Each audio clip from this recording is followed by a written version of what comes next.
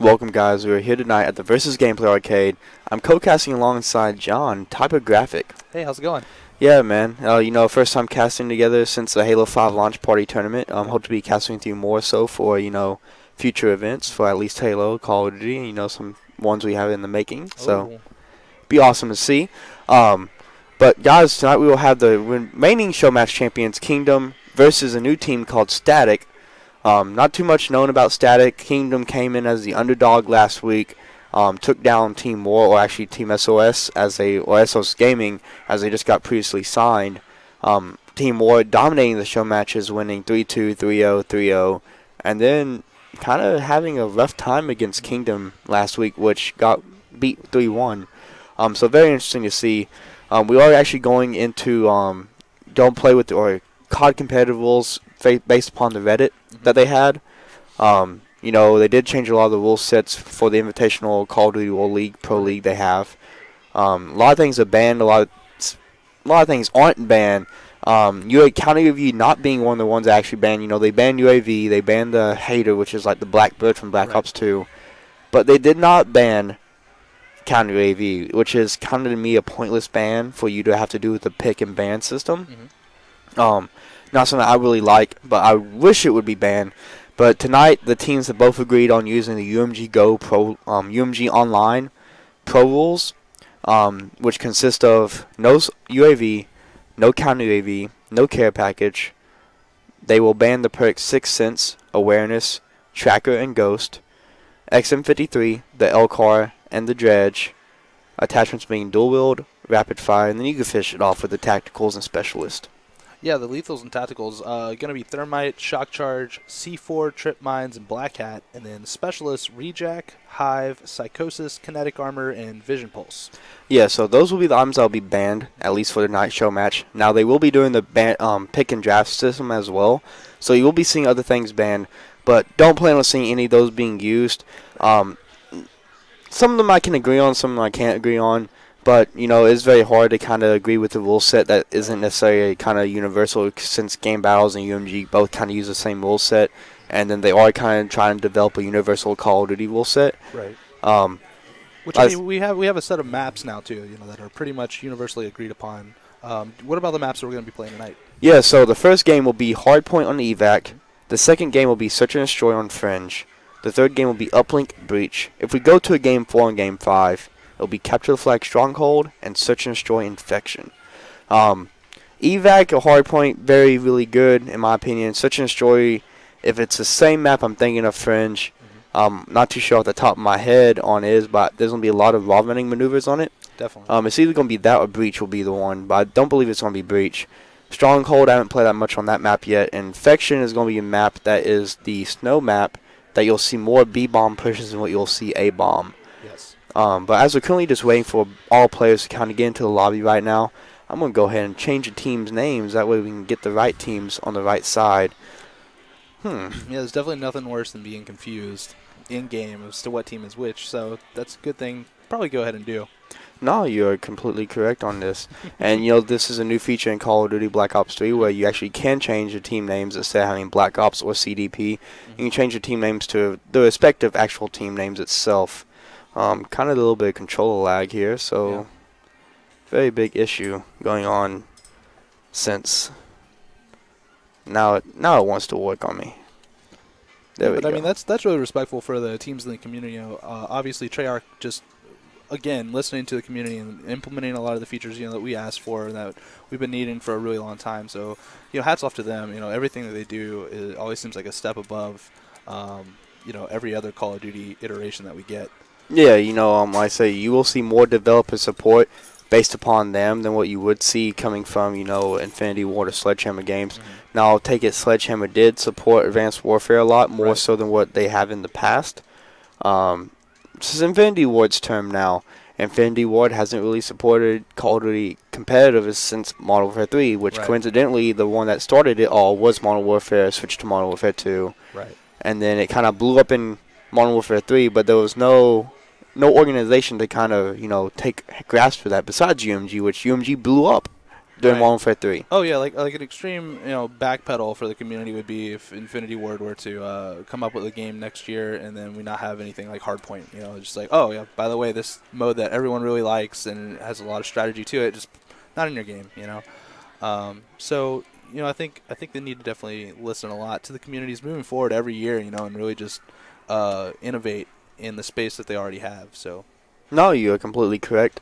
And that's a big thing we have. Ghost. Well, if you think about it, in Ghost, the last reiteration from Infinity Ward, there was no CTF. There was no capture the flag. yeah, I thought that was extremely weird. Just from getting home with the game at midnight, throwing it in and be like, what are we gonna play? Yeah. And take it, they did add in the new game mode. I think it was called Blitz or something like that, which was used in competitive. Right. But it was it was really interesting to see how it was watched. But Right. you have not seen that in Advanced Warfare. You haven't seen it in Black Ops 3. You don't see it in any other Call of Duty now, games. kind of maybe the spiritual successor. Nothing really like it at all, but obviously being Uplink, is that new mode that kind of came in. Nobody really felt like we should play it, and then turned out to be extremely entertaining to watch. So maybe we'll see more Uplink, coming next year from them, and we won't see any more of that Blitz mode. Who knows? Yeah. Also another feature that a lot of the, not necessarily competitive community liked, but the public community was Tranked. Oh yeah, that's right. Crank being the one where once you got a kill, you had about 25 seconds to get another kill, and you eventually just kept on stacking up perks, got new guns or new weapons. And to me, honestly, that was probably the funnest public game mode I played. Yeah. It was the most entertaining, at least, to say. Mm-hmm. But besides from that, Advanced Warfare with the uplink really did come into play. Right. I was kind of really interested to see how it would be played in Black Ops 3, but it's been played really well because of the fact of not having the movement features so often. But with the boosters we have in Black Ops 3, it actually very carries it on. Mm-hmm. So we're just kind of waiting right now for the last person to join from Team Kingdom. It will be Peroxidide, OTF, Venet, Showplay, and SB on Static. Gino, Ranger, Bash on Kingdom. Actually, Peroxide may actually be on Kingdom. I could be wrong about that. I'm pretty positive I've seen that name before. But I don't know, man. Like, it was funny because I asked some info on these players last week, and the captain from Kingdom, Bash, says, "Oh, don't worry, they're all no-name players." And a little bit of trash talk early, Yeah, it was kind of interesting to see because Bash, there was a lot of connectivity issues coming out last week. Right. And that's necessarily not even fun to do. Not necessarily fun to deal with. But it was kind of funny because, man, it was like, we're just trying to play. Like, we just want to play the games. Like, so, let's go. Yeah, definitely. And just kind of waiting. We actually want to see the game being played. I want to see how these two teams match up against each other. But while we wait, let's go to a quick commercial break on BenQ. Use code versus $20 for $20 off a brand new BenQ gaming monitor. Can't beat it. No, you can't. Yeah, and then also use code versus $40 for $40 off a refurbished gaming monitor for BenQ. Yeah, and also BenQ is the official monitor of Versus Gameplay Arcade and Versus Gameplay. But guys, let's go to that quick commercial break as we wait for the last player to join the game.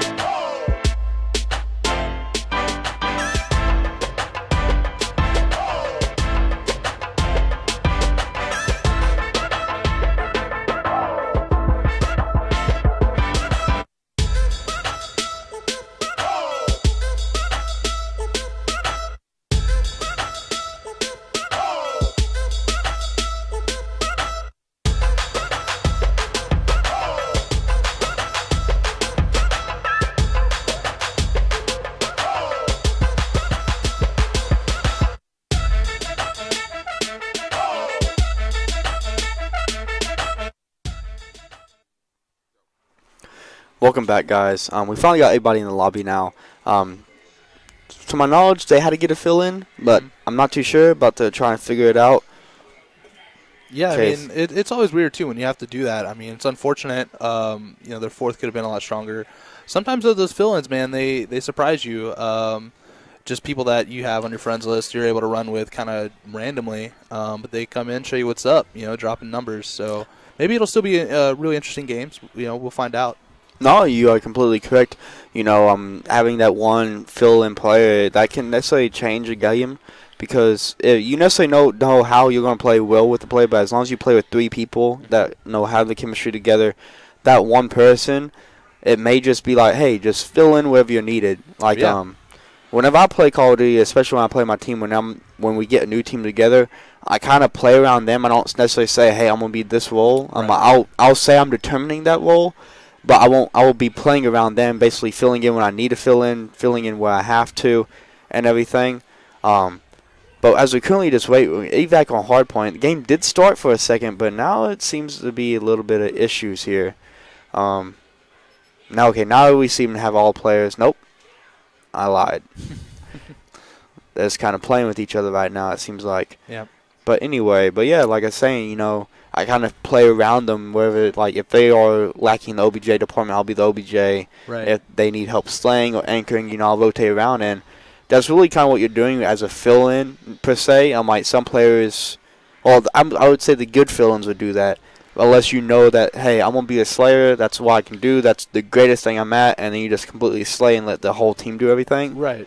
And I mean, the other interesting dynamic that a lot of people don't seem to pick up on is I feel like whenever I was always looking for a team in Halo, it was always that, we're a team of 3 looking for one. It's never really kind of the other way around. It's always like there's that core team of 3. And then if you really kind of bring that knowledge forward and think about it from like a grand scale, if you look at teams that are have been doing their thing for a long time. So, for instance, like the Ogres and Walshy. And so you have like Ogre 1 and Ogre 2 and Walshy. And then, they had Saiyan, and then they replaced Saiyan with someone else. And so it's kind of the same thing. It's like that fourth guy doesn't necessarily matter. Like, no offense to him. But, I mean, that core 3 is, what's really super important. And then that fourth guy can just be kind of a floater. He can be the person that they need at the moment. But that doesn't mean that, he dictates everything for them. So, you can carry that to really any game if you really dive down deep into each scene. You can look at Gears, you can look at Counter-Strike, you can look at anything. Obviously Counter-Strike with 5 players. But still, I mean, it kind of pretty much encompasses across every game. That core 3 is really the most important thing. So, and it's funny you mentioned that because you mentioned Counter-Strike, and I'll have to say DreamHack happened this weekend. Right. Luminosity GG. Yeah. A brand new roster. Yeah, 2 new players completely on their roster, completely dominated Envious. Took out Ninjas in Pajamas, right? But they lost to Fnatic in the grand finals, almost upsetting Fnatic. Yeah, it's a Cinderella story. Yeah.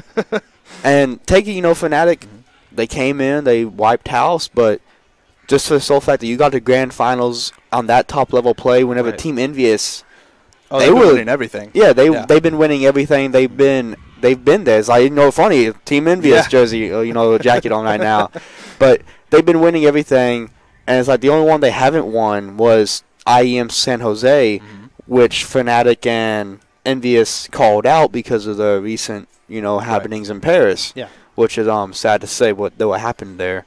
Thoughts and prayers go out to them and everything. But Luminosity was actually at that tournament too, and Luminosity didn't do the greatest as what they were expected to do. Right. And dropped 2 players, picked up 2 new players a week later, and then bam. Boom, there you go. And they dropped 2, meaning they still have that core 3. So yeah, you never know what's going to happen. Honestly, esports just moves so fast. But even if you spectate a lot of scrims, if you watch pros in Call of Duty, they're not always necessarily scrimming these amateur league teams. They're always scrimming kind of the known people that have been around for multiple years, because they're pro for a reason, and they've put in that time. Heck, I was looking on Twitter earlier today. Eggs is already like master prestige, already. I mean, that's just ridiculous. There's so much time and dedication put into the game. Shout out to Patty Cakes, but I'm just saying, like, these pros, it is their job. It is literally their job. They may have taken a break from school. They may live at home with their mom. Who knows? But regardless, that their job is right now in life to play video games for a living, and they do it so well. And I just don't think a lot of people understand that time and dedication that they really put into it. Yeah, and it's meant funny. You mentioned that as well. And back in the day, like Modern Warfare 3, going back to Ghosts, pros would only play against pros. They would never play. They would never give another team a shot a day. Right. And I remember I believe it was UMG Orlando this year, one of the first events. Actually, that was the first event that they actually happened at Enigma 6, which was previously Onslaught Clan. General, I think it was Cade, Emery's, and Exib. All four under-the-radar players. Yeah. Like, if you want to say undercard, they're undercard. Well, they've been winning these Michigan lands, like 10K, 5K events, and beating pickup team of pros. There's been a full pro team there. And they go to their first major, UMG Orlando, place third. Coming from open bracket, placing third, completing everything, and then turning out, now they're all pros, and now they're on pro teams, mainly general, and Enigma 6 being a professional organization. Right, definitely. But also, for factors like Vex Gaming also, they placed 9th at that tournament. And Vex was a team that took out a lot of pro teams as well because of their unorthodox play style. Yeah. Fastball being one of the players on that team at the time. His unorthodox play style is something not necessarily if you play those pros that they have their ways of playing, you'll know how they play against. Right. But once you play a team that's somewhat decent on near that level, but they play a different way, oh, yeah. you're going to be like, oh. That goes to really any game. In the background right now, you guys on stream can't see, but there's people playing some Smash in the background, and I see a Yoshi player over there. I mean, just to talk about Smash for a second, it's the same way. At EVO, they had a Yoshi break top 8 because people just never seen Yoshi do what he was doing before. And so, yeah, whenever you get somebody out of their comfort zone, I know David Vonderhart, he did kind of a troll tweet the other day linking to Reddit saying, like, small team doesn't ban UAV or something, which, I mean, obviously now it's just a perma ban pretty much. But, small team throws big team off, and all of a sudden it's an upset. And that's really kind of what it gets at is those underrated, unknown players, you got to look out for them because they're hungry. That's really all it comes down to. Yeah, and that that's true. Like I would say I think it was not the Big House 5. Well, it might have been at the Big House 5. Zero got brought down to losers bracket due to a Sonic, and that was never happened. But also because of the fact that at MLG World, Zero got taken out by Nairo, but also at DreamHack as well, Armada, who has won every single tournament that he's entered in for Melee since EVO, which is unreal in Melee terms, got beat by Hungry Box's Jigglypuff because of the play style he was playing. They said that he was playing an air planking style. But going into the game, we're now into the ban and picks phase. We got Static on the left side, Kingdom on the right side. Vesper being banned.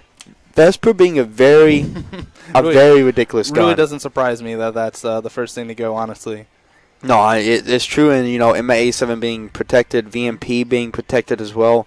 VMP and Overkill being 1-2 picks banned. Pharaoh being banned, not too sure about that pick.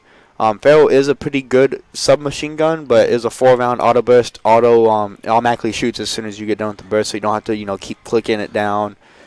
High caliber being banned for the MA7. That's a good ban to have whenever protect the MA7. Take away that headshot damage. Right. RK5 being banned, so you won't have the burst pistol, so they won't. Which, I mean, honestly, that can pretty much keep up with a sub, in the right hand. So that's a pretty smart set of bans there, I would say. Same with Pharaoh and Shiva. I mean, Shiva pretty much expected a lot of long sight lines on the map. It's a 2-hit kill if you land your bullets. It's like the foul back in Black Ops 2. Yeah, just like the foul back then. So, yep. No, I mean, these pretty standard bans. Are we playing Guardian? No, you're completely correct. Like I said, RK5, Elcard automatically being banned. War Machine being banned as a perk. I mean, with Hardpoint, though, I mean, that's pretty standard. War Machine can really clear out a hill pretty quickly. So, as we're moving into Specialist Draft right now, we already see that SP's grabbing that Annihilator. And, second Annihilator there for the opposite team. I will say this as well. I've noticed Kingdom. I'm not too sure if it's because they were playing against SOS. And I'm not even too sure if it was just coincidence or not. But Kingdom is very good at picking the same exact specialist as what the other team picks. So basically trying to do like a mirror match, essentially. Yes. Trying to say, you know what, we'll do it, but we'll do it better. Yes, and you see 3 of those have been picked already. Right. Scythe being picked, Gravity Spikes being picked, Annihilator being picked. You know, kind of shocked that there wasn't a Purifier ban that came in. I've been seeing that a lot lately out of a lot of teams.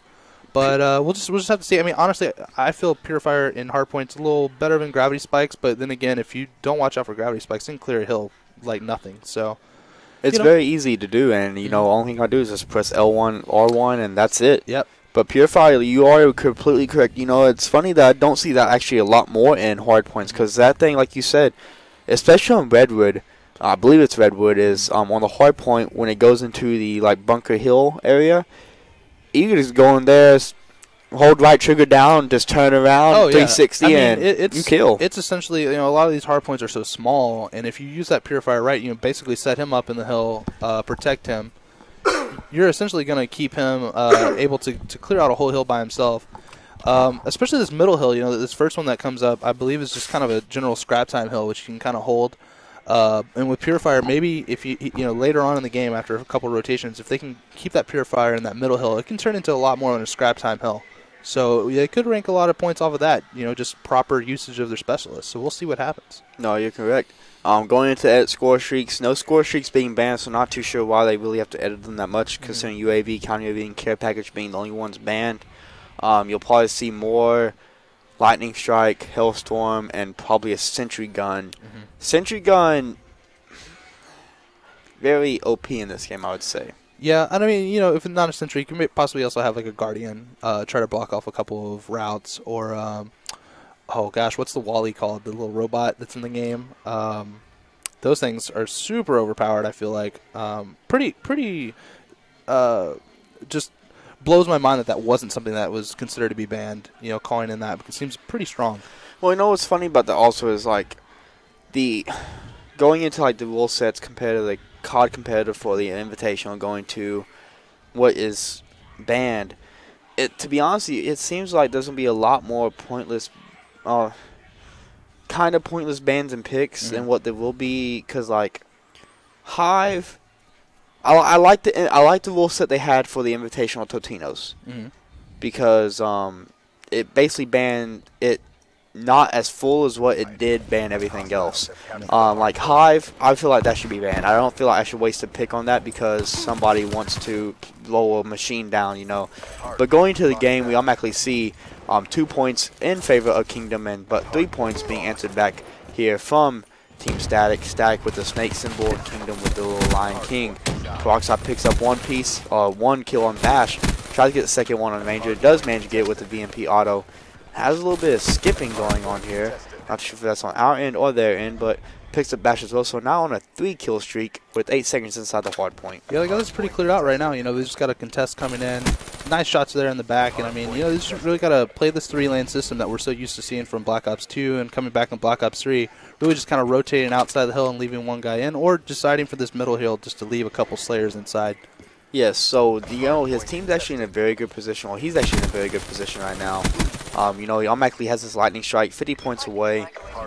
Just kind of waiting on it. I think he has a Wally thing you're talking about there. Not too sure what that is, but I think he has it. I think it's a Cerebus or something like that. I can't quite remember the name. He may actually die because he has one player coming behind him. That's going to be Ranger. Ranger does have his overdrive ability. Oh, no, sorry. That was actually on the Peroxide that has his overdrive ability ready. He does pick up the Hellstorm missile. Does have the Cerebus. Yep. Just got his full streaks there. Yeah, so, we'll stay on with him. But nope, Caster's cursed.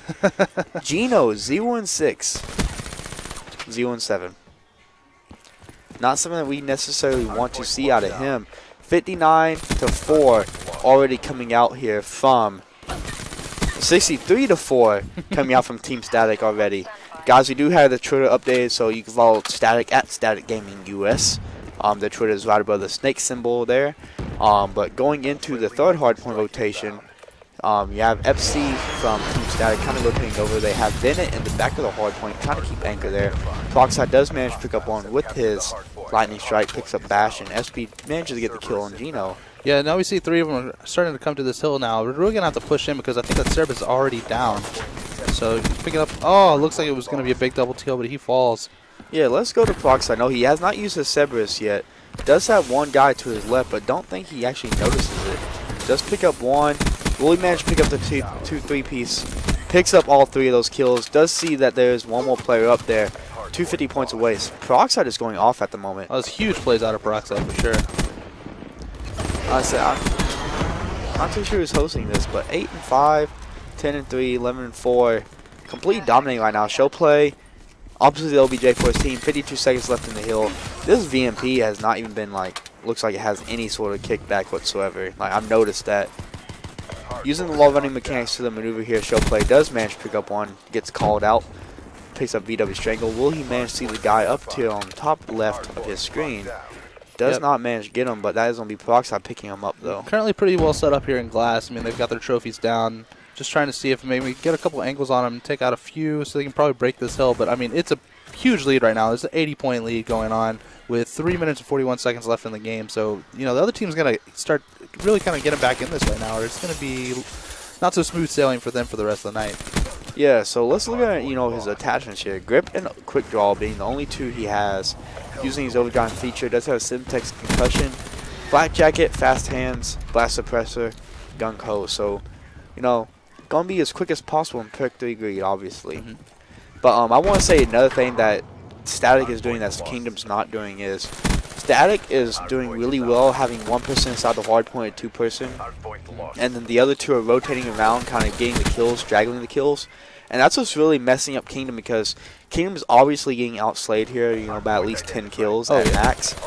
But because of the fact that Kingdom has to keep going to the hard point and they're already being down 126 to 43, they are kind of just pushing the hard point and waiting for their teammates to come in. But when you aren't accounting for that one necessary player to be straggling along or on the outside of the hard point, it's very easy for them to kill. But we did see the gravity spikes being used there. Picks up 1 kill, but did get like 3 other things that he killed with. But back in favor of Kingdom right now, or no, Static. And you know, I mean, like Gravity, it's pretty devastating. However, him only picking up 1 just goes to show you right there, like they're slaying outside of the hill, and that's really what you want to do. You don't want to be setting, you know, 3 people in the hill necessarily unless you have that raw slaying power, because once you're pushing them out from the hill, that means they're going to have to do so much more work, because you respawn so fast in this game. They're going to have to slay you 2-3 times over just to get the hill. I have to say this, Ranger just wasted his scythe. Oh, no. He pulled it out and immediately got shut down. Didn't get 1 single kill. Don't know really what they can do, but, you know, like you mentioned there, going to VW Stringer, he does have the Cerberus right there by him. Not too sure how he's going to necessarily get rid of that. You know, that could be GG right there. But, you know, let's look at the defense itself. You know, you have 6 defense, 5 defense, 3 defense, 7 defense. But if you look at the kills, like how you said, only 6 of those kills are inside the hard point for Vinet. 5 kills for Show Play, 3 kills from Epsi, 7 kills from Peroxide. So each of them have 10 kills outside the hard point. Where if you look on Kingdom's side, 1 kill inside the hard point, 2 kills. Sorry, 2 kills, 6, and 5. So all of them have under 9 kills. 9 kills being Ranger, the highest one outside the hard point. Right, and you know, I've never watched these teams play. This is the first time I'm seeing them, but I'm going to just go ahead and guesstimate. Peroxide's kind of that guy that's being left in hill. Even though we saw him turn up earlier and get a nice 3-piece, you know, all those slays were happening from within the hill, though. Yeah, so, I mean, that's probably what's happening right now. Is he's more their dedicated OBJ. And, I mean, that could just be for this map. You know, I have no clue, but that seems to be kind of what's going on. Well, it seems to be him and Showplay, because, you know, another new feature they added into this Black Ops is the hard point time. So you actually can see who's in the hard point and how much seconds they're getting. So as right now, it is being contested, so no seconds are being getting. But you do see that Peroxide did just gain 1 second, gains 2. Showplay is also going up there. Right, yeah, definitely. Another new feature in this hard point is actually it's a 5-minute game instead of a 10-minute game. But while you're inside the hard point capturing it, time does not go away. It only goes away when you're outside of it or if you're contesting it. But Showplay doing something so well right there. He's rotating around. You know, he's getting the kills he needs, and not Ranger, but Peroxide doing the same exact thing. You know, using the wall running specific ability. You know, kind of getting the fast rotations. Does have Epsi right behind him though, so his teammate's right then and there. Actually, no, that is gonna be his teammate. Sorry, these colors kind of throw me off. With if you highlight a player, he turns yellow, and then it has 5 yellow dots on the radar. But Peroxide getting his overdrive feature in, does seem like that's going to be another Cerberus being inside here. So who got the other Cerberus? Because that was 2 Cerberuses now. I'm not entirely sure. I definitely think 2 of their teammates are running Cerberuses, though. And, I mean, all of them are. This is just beautiful right now. Basically, they're just dominating the other team. With about 20 seconds left, and they'll take on GG. But not a whole lot of time left in the game, but it's not going to matter. And you know what's funny is they got outside the hard point there. They're just going for kills as of right now. Which, I mean, is a good, smart thing to do as a mental game. Essentially, you're wanting to, pistol whip a player because you wanted to make him feel like you're unstoppable to him. And so going to the next game, that can be a mental deterrent for them. Yeah, and, just like that, it's 250 to 79. Kingdom did not actually win that. That is another feature they have to actually fix in hard point. It switches the scores around at first, but you will see the hard point. But the pistol whip kill, like you mentioned, is the last kill cam. How does that have to feel? You run out of ammo, you have him one shot. Oh, it's demoralizing. And he has a taunt. He uses a taunt. Oh, man, it's over with. Yeah, everything in game, of course, but still, I mean, that's got to chip away at you just a little bit. Your morale's a little lower. Yeah, but let's look at the scoreboard real quick, because that's really where it all shows. 27 to 16 from the net, with 8 defends, 1 minute 17 seconds, 24 kills, 15 deaths. Over almost 3 minutes inside the hard point itself coming out of Showplay there. Showplay, OBJ for his team, right, clearly did something there. Yeah, I mean, between the duo of him and Peroxide with all that time in Hill, I mean, they were really just locking it down. There was nothing the other team could really do at that point. And they were the big slayers for their team, Oh, definitely. Like I said, we'll look back at the scoreboard since we got back in front of our faces now. 2 minutes, 32 seconds, 5 defense from Showplay. Oh, wow. Epsy, 30 kills, 11 deaths, 17 seconds. So, he was more the anchor slayer for his team, as you can tell. 7 defense from Peroxide, 28, 14, 128, 7 defense.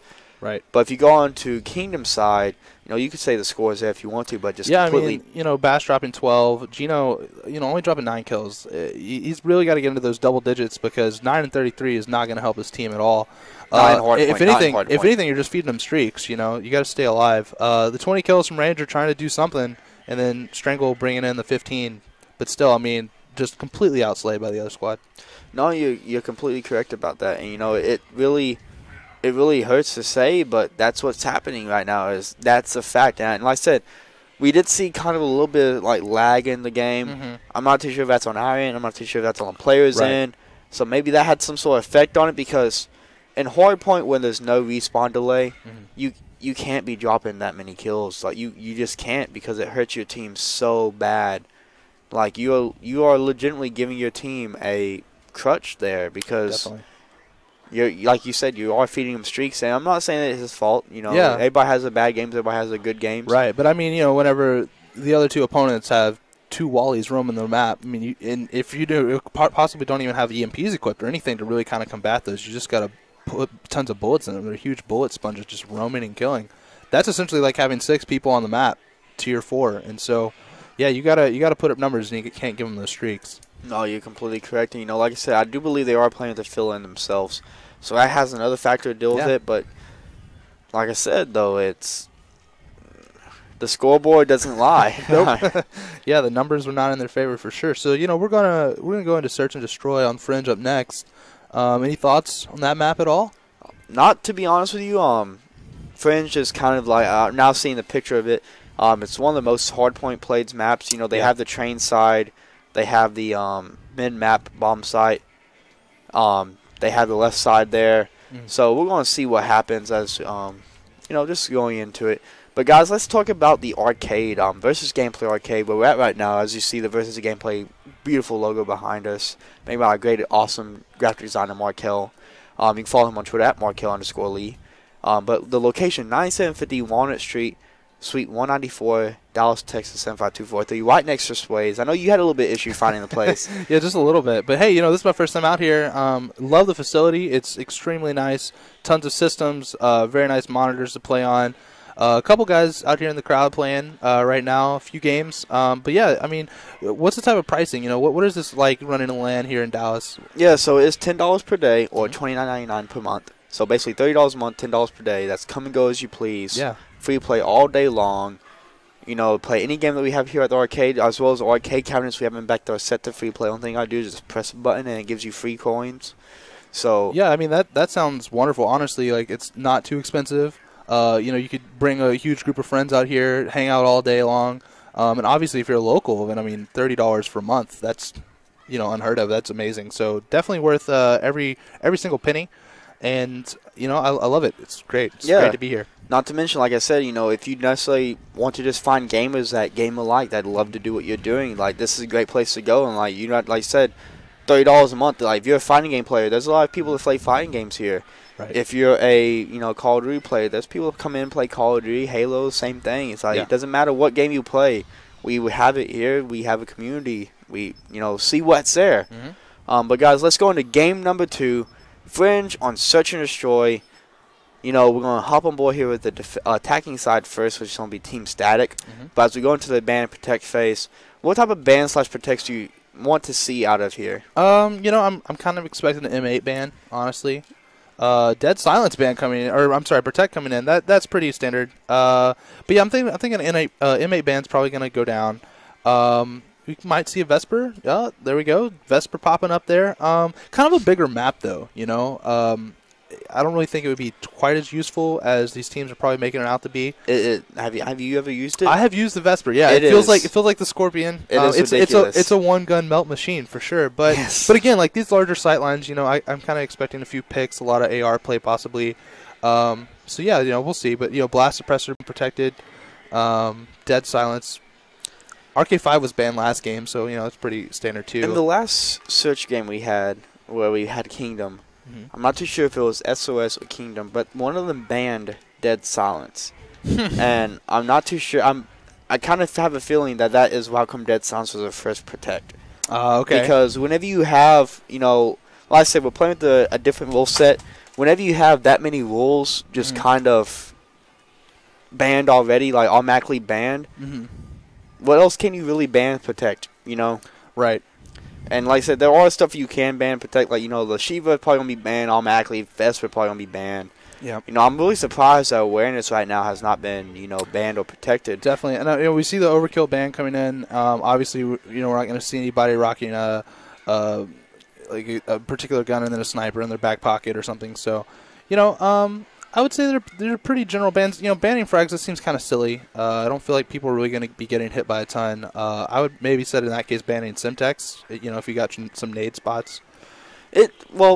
True and not. Frags I can see be used. In Search and Destroy, it's really useful because, especially in this game, because right there where the sign is, where you see Peroxide Shell Play FC, there's a bomb site I believe is there, or right. A bomb site is there.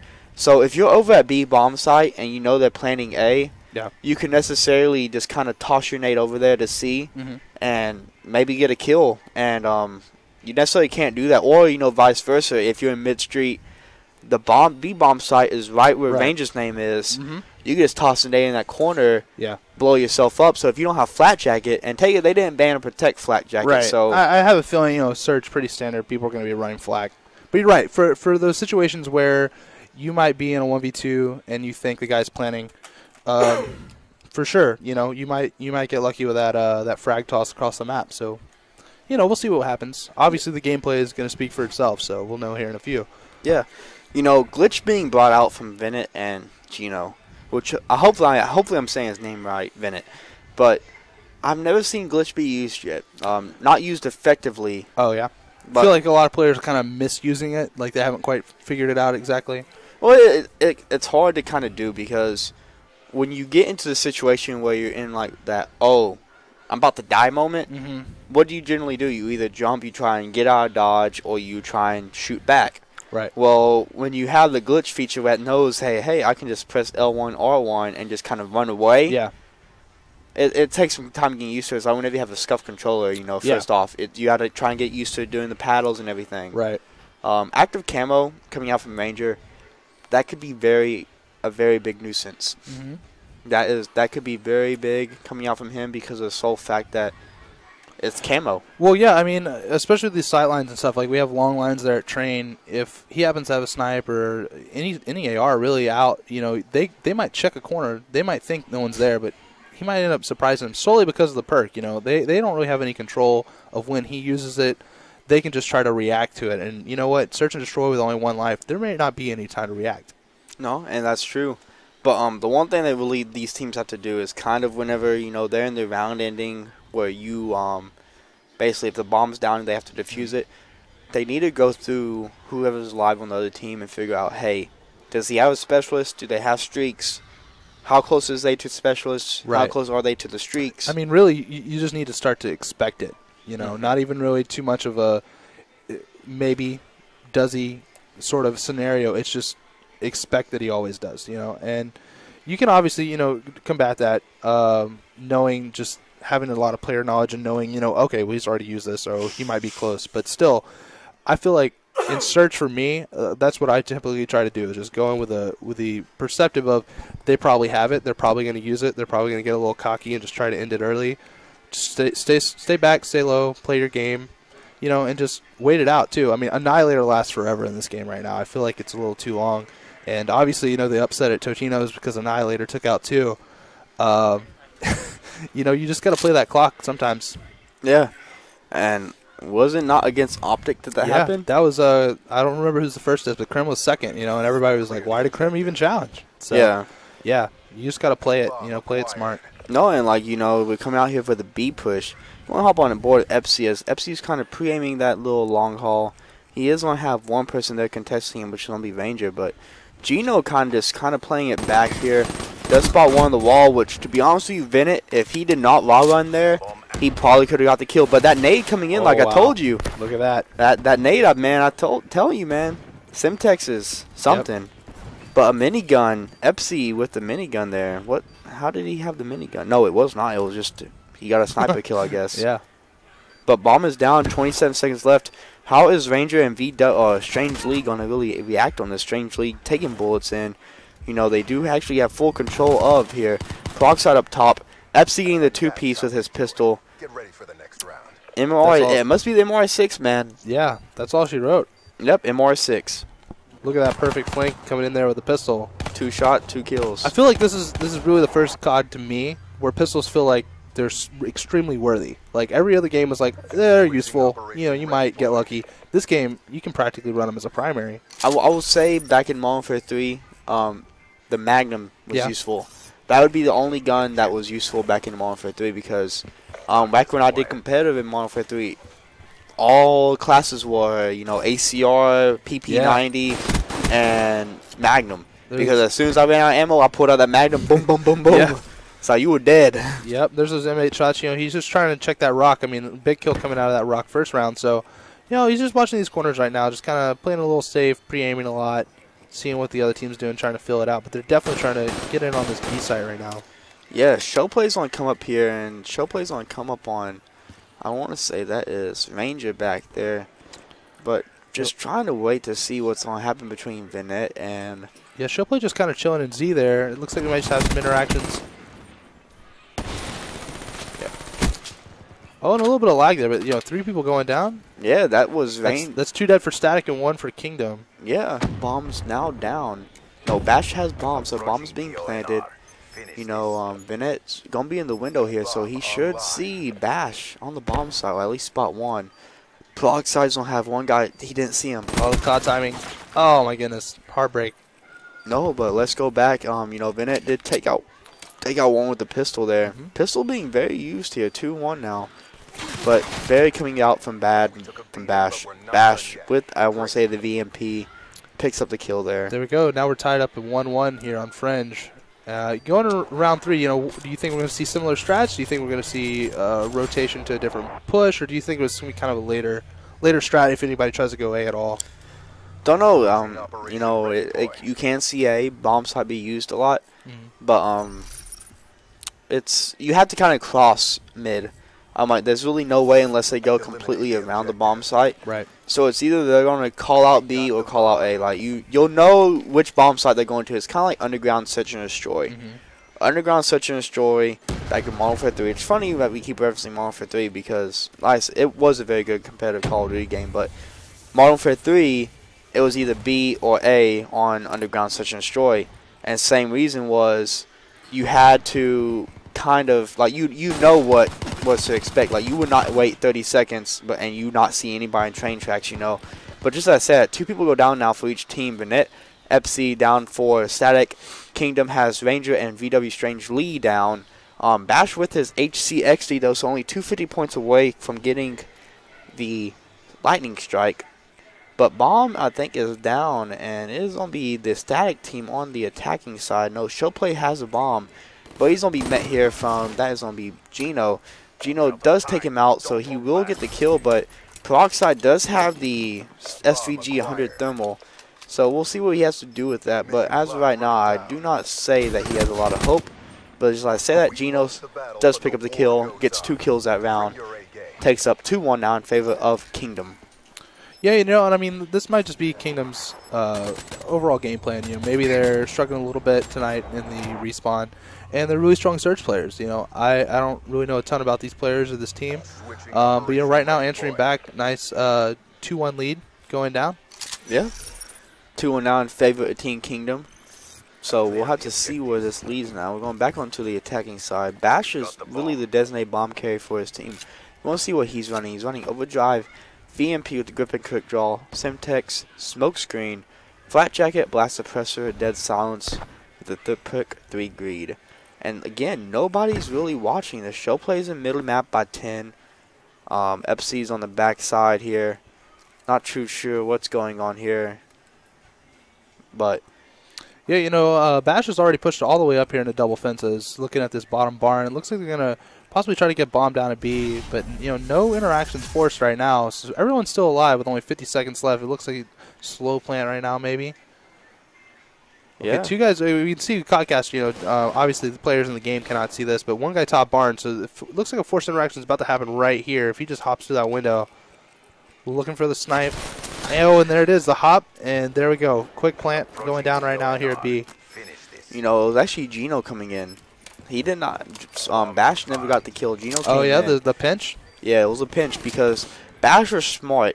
Bash kind of jumped up, but he didn't climb over the window. He just kind of jumped up just to see who was there.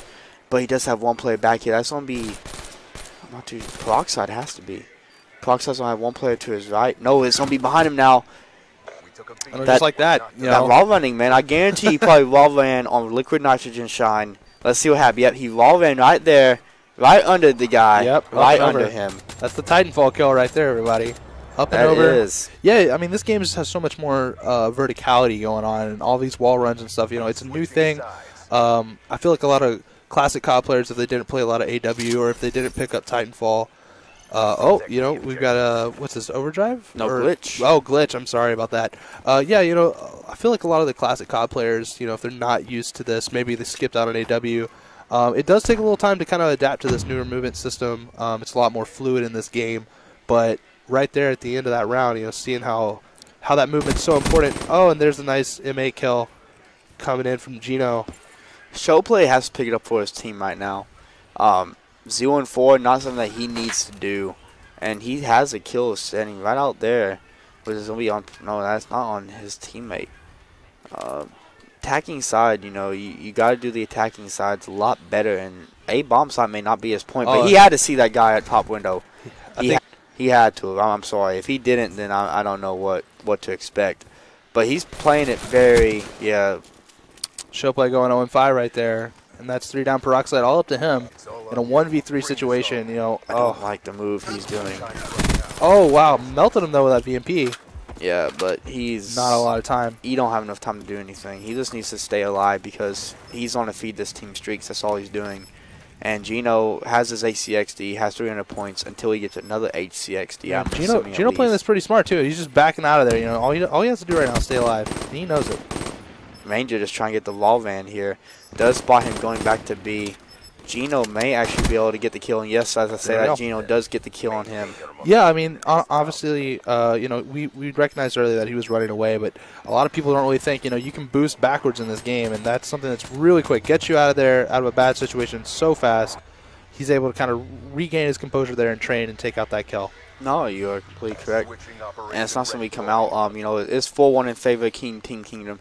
And I really wish they could fix that. It's so misleading, especially in Search and Destroy. But I still want to see how this glitch is going to be used, man. I want to stay on Gino, but at the same time, you know, we got to show some love. But nope, can't do it. He brought out the hover cart. I'm about to see what he does with this. Because he has 2 players. Oh, but luckily enough, he did have the flat jacket on. But as I do say this, we do actually see a rotation come out here. May not actually push the A bomb site, but he does have 1 player stunned down there. So we're going to see how he plays this, as he does have one. But as I said, Peroxide does manage to pick him up. Peroxide kind of being the only one that's really anchoring his team, keeping his team in this, though they are down 1-4 in the series as of right now. Hovercard coming through, but that Flat Jacket saving his life again. Flat Jacket, fast hands, blast suppression over Gung Ho. Seeing this out of him. 2 playable now for Kingdom. Kingdom's trying to rotate back, trying to challenge Bash. Not necessarily a smart move coming out there. Ranger getting taken down from Epsy. So 1v3 situation there. Can Bash make it? It's going to be very hard for him. But I believe if anybody can do it, it would be him. But he will spot one player, but he just needs to hightail out of dodge and just get behind as many walls as he can, because that's not happening. Yeah, and I mean, you can kind of tell what was going on there. Like, he thought maybe he was going to juke the guy to come out the window. But unfortunately, you know, COD timing, just catching that guy right there at bomb site, able to secure this kill. You know, we're going to go on to another round. Do you think in one of these streaks, you know, as the game's kind of winding down in rounds, you know, you think we're going to see a few more of these streaks come out? Well, for score streaks, not really. I don't think anybody actually has score streaks right now. But as for Specialist, you know, we actually did see the overdrive feature used, and he's on to run straight right into him, because he's running straight to where they're going, and he just got mowed down by the VMP. Unfortunately, a waste still. Yep. But you know, we do still have the hover car. But I'm gonna go through the players real quick. Well, no, I'm not. Smart. He jumped right over the door. Oh, no. He dying did. at A. So, I mean, that's 2 down there, and it's a 4v2 situation. Now we're looking for the planet A. Peroxide with bomb. He did a really smart move there. Bennett's in the back trying to get the kill on him. He's probably just going to rotate around the backside barn. Kind of go in. Showplay did pick up the kill on Geno Smash. Peroxide going around Epsy. But we'll actually see Ranger gets the kill on Epsy. Does have one player going to be inside the wall there. We'll get the second kill. Does use his active camo. So, did he? No, he didn't do it. He almost did it. He almost. I would have. With a pistol. Oh, my goodness. He can. Ranger just doing it all. He just 1v1. What he needs to do here. Almost. MR6, though, man. I guarantee he hit him probably in the chest or the head and got at least one headshot on him. Something. Because they each had 2 shots, I would like to think. Yep. He just happened to get them chest shots in. That's all it was. Yeah. I honestly believe if that guy would have died like how he should have, oh, man. That Ranger probably could have had that. Ranger would have had the ace playing out of his mind. Yeah, so, you know, trying to keep the team, you know, not that they're not in it, but, I mean, trying to get that 5-3 lead. Peroxide doing kind of the same thing Bash is doing, or Bash did last round, but instead of going on the B bomb site, he went to, or I mean A bomb site, he went to the B bomb site. Spots. What? Why is he reloading? I don't know. What? He had a perfect play there. What did he do? I swear. No. We're having to see if SB can go big. It's a 1v2 for him. No. What did he do that caused him to reload twice?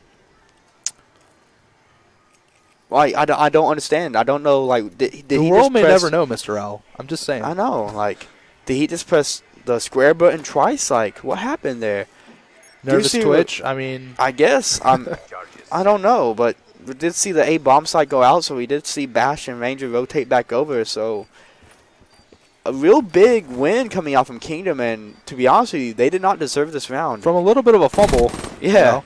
Showplay kind of had this round in hand for his team, and yep, he basically dropped the catch. He dropped the winning, touchdown catch. Well, he missed the field goal. Now the thing is he gonna have enough time to get this kill? He spotted the player. 17 seconds left. That nade. He won't have enough time because Ranger just has to play time right now, and he's not even going for the bomb blank. He gets a kill, but 4 seconds left on the clock. It's not there. And right now, you're just going to feed him extra kills, and you're just going to get rid of your streaks. It's unfortunate. But, yeah, I mean, that's all he needed to do. You just need to stay alive, play that time. He did exactly what he needed to do. It would have been always nice, if you can get that final kill. But it doesn't matter. Objective is the name of the game. Yeah, 5-3 now coming out. Kingdom staying alive. Well, not staying alive, but Static kind of staying alive. But Static should be 4-4 right now, like I said. Kingdom did not necessarily deserve that round, but he still has the specialist bonus. But I'm going to go through the teams here. The Almost Annihilated got here. 100 points automatically added there. the gravity spikes. Glitch coming out from Vinny. Gino still has it. Overdrive halfway now. Active camo. War Machine almost there. So it'll be interesting to see where this actually ends up for them. But bomb sites, Static kind of having a little issue kind of figuring out which bomb site to go to. But the way they're rotating around is not the way you want to, because it gives Ranger a quick and easy way to get a kill. But as I say that, 2 people go down for Kingdom, so will we see a rotation back? And it actually does seem like the bomb will be rotated back. I know it's a 2v4 situation, but we saw Ranger go huge last round or round before that. And obviously Gino with 9 kills right now. So, I mean, if there's any 2 people you still want to live on your team, it's those 2 right now. Gino picking up 1, now bring him to a 10-6. Unfortunately, a 5-4. Stacks clawing their way back into it. It should be 5-4 the other way around. Yeah. It should be, man. From the melee double reload. Yeah, and just the 1 burst coming out there from Showplay. High caliber, long barrel, ELO, and stock. That's the key to the 1 burst for sure. Yeah. The M8, such a dominant gun. I'm really glad they brought it back too, honestly. Black Ops 2 is probably the COD I played the most of, and M8 was Bay. So yes, M8 was very much Bay.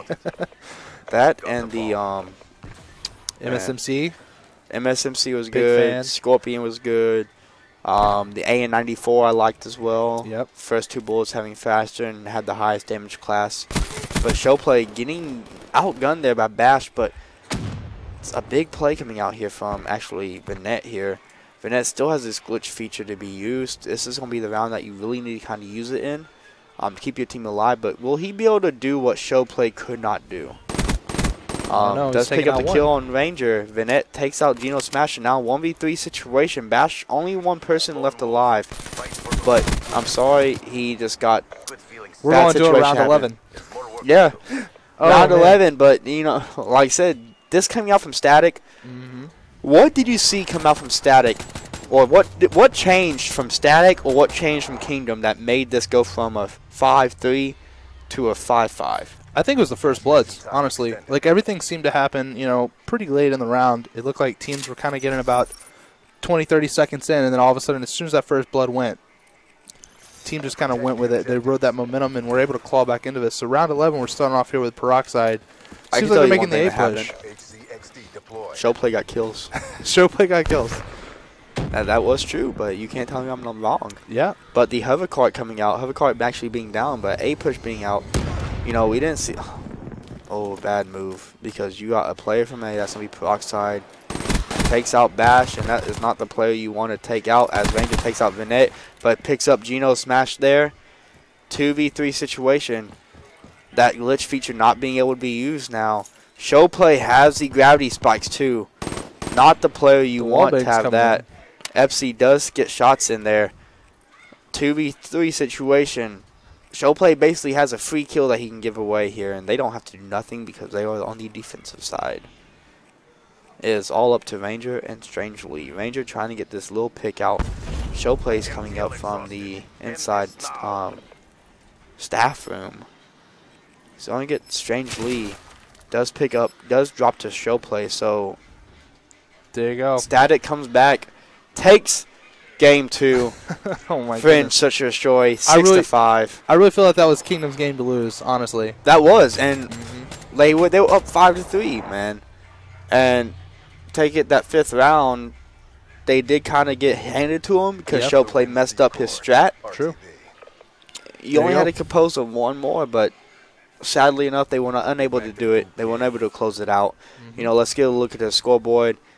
12-9, Peroxide obviously showing it, again. FC 10-5, 6-8 Showplay, 7-8 Vinette.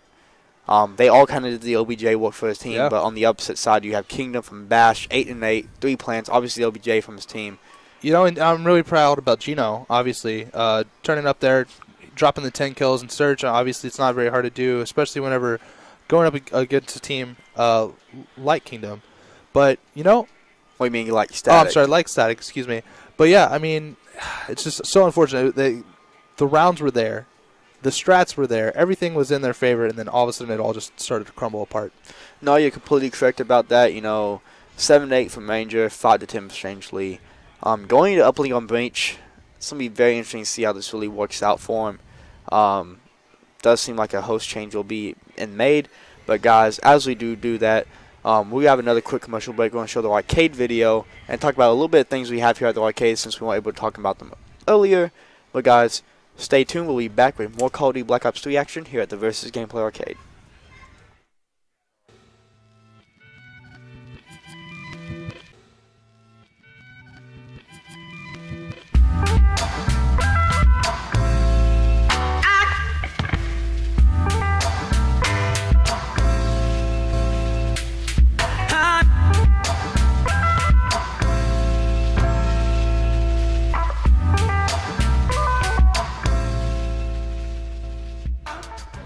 Alright, today is day 0 for Versus Gameplay Arcade. So I invited a couple people that I know and trust who have kind of been with me and with us since the first tournament that I ran almost 6 years ago out of a little gym, not knowing anything about running tournaments. They've come out and they're kind of helping me dry test the place, make sure the power works, the setups work, the internet works. So far, so good. We're at about 70%, but so far, some good feedback. Right now, we're here at the Versus Gameplay Arcade preview space. This is basically the temporary space that we have in here to kind of show everybody exactly what we're doing, let you guys know that, you know, we're here for the community to help you guys out and give y'all somewhere to go throughout the week if you want to play different games and, you know, also practice with the locals and do just a whole bunch of different things.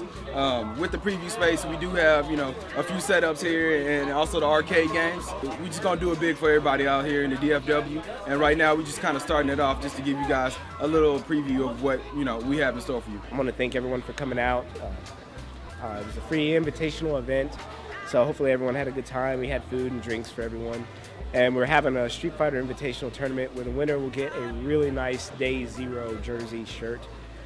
Again, today's theme was just to kind of have fun, give me some good feedback, give us some good feedback. So thanks to everyone who came out. Thanks to Mike, Markel, and Luis for all of us getting together and putting this together. So hopefully good things are here to come. Thanks.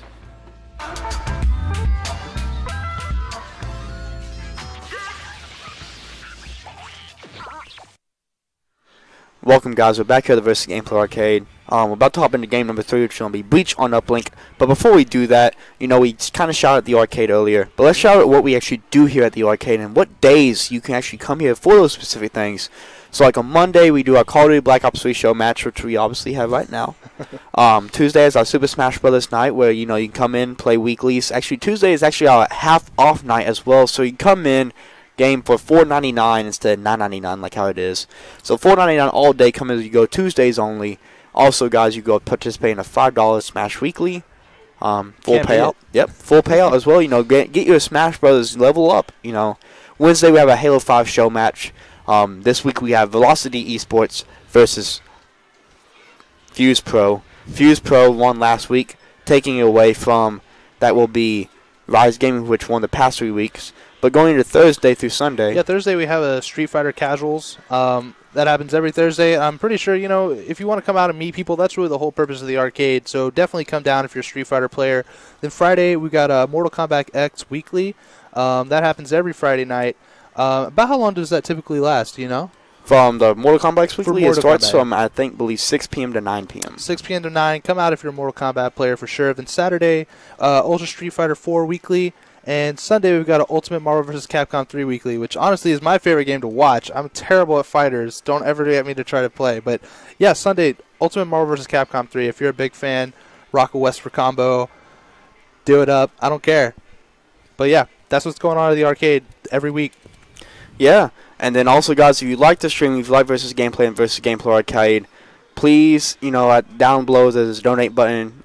Feel free to donate. Everything that you donate will be able to go towards arcade, the venue, as well as, you know, streaming equipment, everything like that. But we're going to hop straight into game number 3, Breach Uplink, between Team Kingdom and Team Static. Kingdom will be on the left side, Static will be on the right-hand side. Immediately coming out, Overdrive will be immediately banned. Overdrive being a big feature in Uplink itself. Oh, definitely. I mean, that's pretty much a given. Like, you move so fast with that ball when you have Overdrive. It's pretty unstoppable. So, yeah, just automatic ban. Afterburner being protected. People obviously moving a big factor in the game, being able to move and get your jumps back quicker. Definitely a thing you want. Vesper all night long. It looks like Vesper and RK5 are going to get banned. So not out of his two squads, not really too much to expect. Anything else you particularly think would always get banned or tends to get banned in Uplink? Well, based upon what we have here, automatically being banned. Usually we see Rapid Fire being banned because of MA-A7 and Rapid Fire is really OP. Right. And, sometimes you have a little bit of gentleman's rules. Teams just kind of like, don't play with Rapid, Yeah. Kinetic Armor being banned would be one I usually see, but Kinetic Armor is already being banned. Vision Pulse. Which is also, Kinetic can be huge in hardpoint as well, but obviously if you're holding the ball, I mean, headshots are the only way to kill you. Yeah, it's huge. And then Vision Pulse being banned. MR6, it's funny that was banned in Uplink and not banned in Search. Yeah. Because MR6 was really Kingdom's kryptonite from, Team Stag. Team Stag getting a lot of kills with that. Specialist draft seems like Ranger, did he choose his specialist already, or what's with that? I'm not entirely sure. I don't know what happened there, but Heatwave being out from Bash. Heatwave I could see being used really well. Sparrow being used, I kind of see it, not necessarily so much. Scythe, I can see that. Annihilator, I can see that. Gravity Spikes, not so much, to be honest. Yeah, it seems really odd to throw out in an uplink match. I mean, unless you're just trying to get that kill mid-map for the ball, maybe? I don't know. But yeah, I'm not sure what happened with Ranger there, obviously, but Tempest coming in from SB. Yeah, I'm not too sure why Ranger has no specialist. Yeah, maybe he just doesn't need one. Right? He's just so overpowered. They're like, nah, we ain't going to give this guy a Ranger is a specialist. He should have just been in the specialist tier. Right? he's just top tier everything. Yep. But going back into, what you were saying about being banned, I see Psychosis banned a lot. Yep. Psychosis is I don't see how it would be used in Uplink a lot. I've never really I've never seen somebody use Psychosis with the uplink ball, right? So I'm not too sure how that will necessarily work. Will he bring out 3 different clones that have the uplink ball, or what will happen? That would be really tricky for sure. Also, in that matter is compared to Psychosis kind of goes towards a general area, right? So it would be very easy to see him because I highly doubt they're going to try and uplink it. You won't have 4 people go for the uplink portal. I see it being banned a lot in Hardpoint because it is very good where you could just immediately go into a doorway, use Psychosis, and 4 different ways you go in, right? Anything can happen. But Creative Class is being edited, just kind of waiting on Geno right now. Really curious to see what Ranger's score streak is. The Tempest being this lightning strike or the lightning cannon type thing. I can see that being used. Which can't that actually chain off of people too if they're close to each other? It can. So it'd be very deadly if you do see them all together. Score streaks being edited and starting in 2 seconds. Shouldn't really see that many score streaks being edited besides the fact that Hovercar should probably be taken off. You'll probably see, like I said, more Lightning Strike, Hailstorm, Guardian. You'll probably see a lot more Sentry Guns being used because, like I said, Sentry Guns are really overpowered and that they just shred through the armor. Yeah, and I mean, obviously with Lightning Strikes or Hailstorms or something like that, this whole game mode is really about clearing out that base, making sure that you can get that cap or that easy 1-point throw. And so, yeah, you're right. Certain score streaks probably going to be edited in order to, not get those single kills, like, the cars obviously being big in Search, but just not really that useful in anything else. Yep, so we're going into game number 3, Breach Uplink. The Ranger has active camo. Okay. There we go. Maybe he wants those invisible ball runs. Who knows? It's really strange because if that's the same picture for active camo than what it's supposed to be, it says that he picked it first. Yeah. So not too sure what happened there. Right. But, I mean, Kingdom, though, they got to go huge. They're up against the wall right now. This could be curtains. They're going home. I kind of want to see CTF. Yeah, static up 2-0. I mean, as nice as it is, a good confidence boost to go up a 3-0 in your matches. It's also good to get games in, So, you don't want to lose, but you do want to get a good practice in. So, I'm kind of hoping we do see a Game 4, Game 5. But, anyways, we're starting it off here with Showplay. He's running in, no pistol, moving a little quicker on the map, getting this flank, and off the rip, looks like Bash is going to be able to grab this ball. He's just kind of trying to bait the player first, looking for the first kill. So this is actually the map I was talking about that you'll see a lot more raw running in. Ball automatically being taken away, but Peroxide does manage to stop Bash there. So we're going to hop on board here with Peroxide, as Peroxide does get taken out by Versus. Oh, but I don't think he knows that ball went above him. Top broken. They have their fourth back. Versus is their okay. fourth, so Versus, they do have his fourth back, so, you know, might see some different play here. Ranger stunning himself, does pick up the ball carry, but Vanette there to stop him. Gino takes out Vanette, though, so just trading kills left and right. Peroxide picks up Bash. You know, ball's in mid-map. With the 5-second respawn delay, can happen a lot. It's a lot less hectic, but, you know, just kind of tossing it in. Showplay actually has the ball right by him. So he has to be very careful about not picking that up, because that could actually be one of the easiest things to do. And, you know, that actually happens. That actually is a very good tactic. If you see somebody and you have the ball, just throw it at them, because they're going to pick up the ball and then you can just kill them. Oh, yeah, definitely. Instead, you know, he went for the reset there, but unfortunately he fell. Down here in bottom lab, looks like Peroxide's getting stunned. He's somehow pulling out that kill right now. Looks like he got Ranger. Yeah. So we're going to hop on board here with Vanette. Vanette spots one, does get taken out himself. FC does pick up the kill, and that's going to be on Versus. Does have Showplay with the ball. He does have one person at the top of him. And just jumped up at the wrong time there. Yeah, he played that really. He played it fast. He should have waited for his teammates to come. I necessarily did not agree with that play, but right, it is on him. We'll see some contestation here. That's going to be Peroxide. Peroxide, though, falling to the wall jump. You know, I've had that happen here on this map in Search and Destroy, and that is a game where you necessarily do not want it to happen in, where you'll just run out of boost, and if you run out of boost, you run off the wall. Like, you can't wall run no more. But we do see some passing coming in, so this will be very, this is actually a very smart play here. Does the outside of it, just goes for the 1-point play because he would have been taken out from Gino. So just get his team on the board. Very smart play coming out from him. FC does get one kill on Bash, but stunned or flashed out his, out his mind. Yeah, out his mind. Yeah, not a lot of tag masks being used here, obviously. Might have been a good thing to throw on because clearly they're throwing a lot of stuff at him. Yeah, and it's funny that they're using flashbangs and not concussions. Something you necessarily don't see a lot used, but I can see how it could be very more effective than what, concussion grenades will be. Because concussion, though it will stun your screen, it is very a lot harder to see a flashbang than it is to see a concussion. Yeah, I mean, our whole screen's white right now. There's literally nothing we can do until it goes away. And, it does go away pretty fast. I will have to say that. So, I'm not too sure if that is an effective flashbang or if concussion would be more effective there. But does throw I would say a Simtex type grenade out right there. Yeah, that would have to be a Simtex there. Peroxide with a great slide coming in. They're just trying to slowly work the side of the map, but unfortunately 2 guys in base. He might try to go for this 1-point play, though, if he can get this kill. No, he's so weak as a one-shot right behind him. Does have his teammate right behind him, though. Does have one more player, though. Looks like the dunk's coming in. There's the dunk.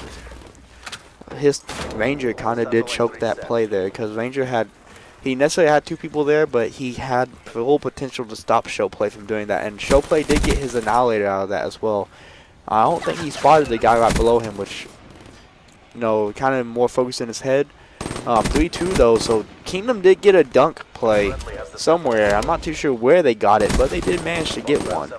So that's really cool themselves to keep it back into the game.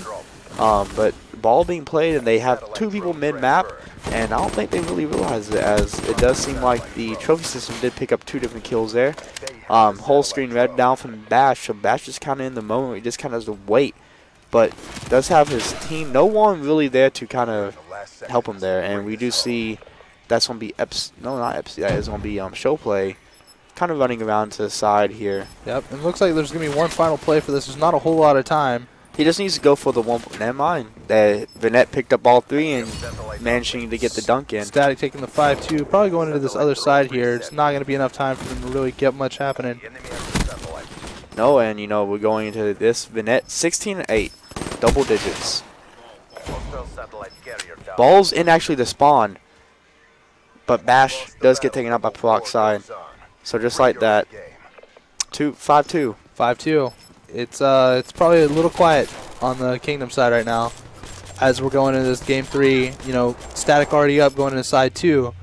This could be it. They just gotta play smart like they did the first round and take it home. Peroxide went huge there. Peroxide went huge for his team because he stopped Bash and he stopped Versus there. So that could have been from a 5-2 to a 5-4, which is very huge in uplink, considering that 1 point does make the difference. Every point counts, and especially when it's not a 10-point game, you know. Yeah, definitely. But we'll see what happens. And Bash does have the ball. You know, kind of running into a little bit of lag there. Does have one player that's going to be Gino, but does get taken out. And Bash is playing with fire right now.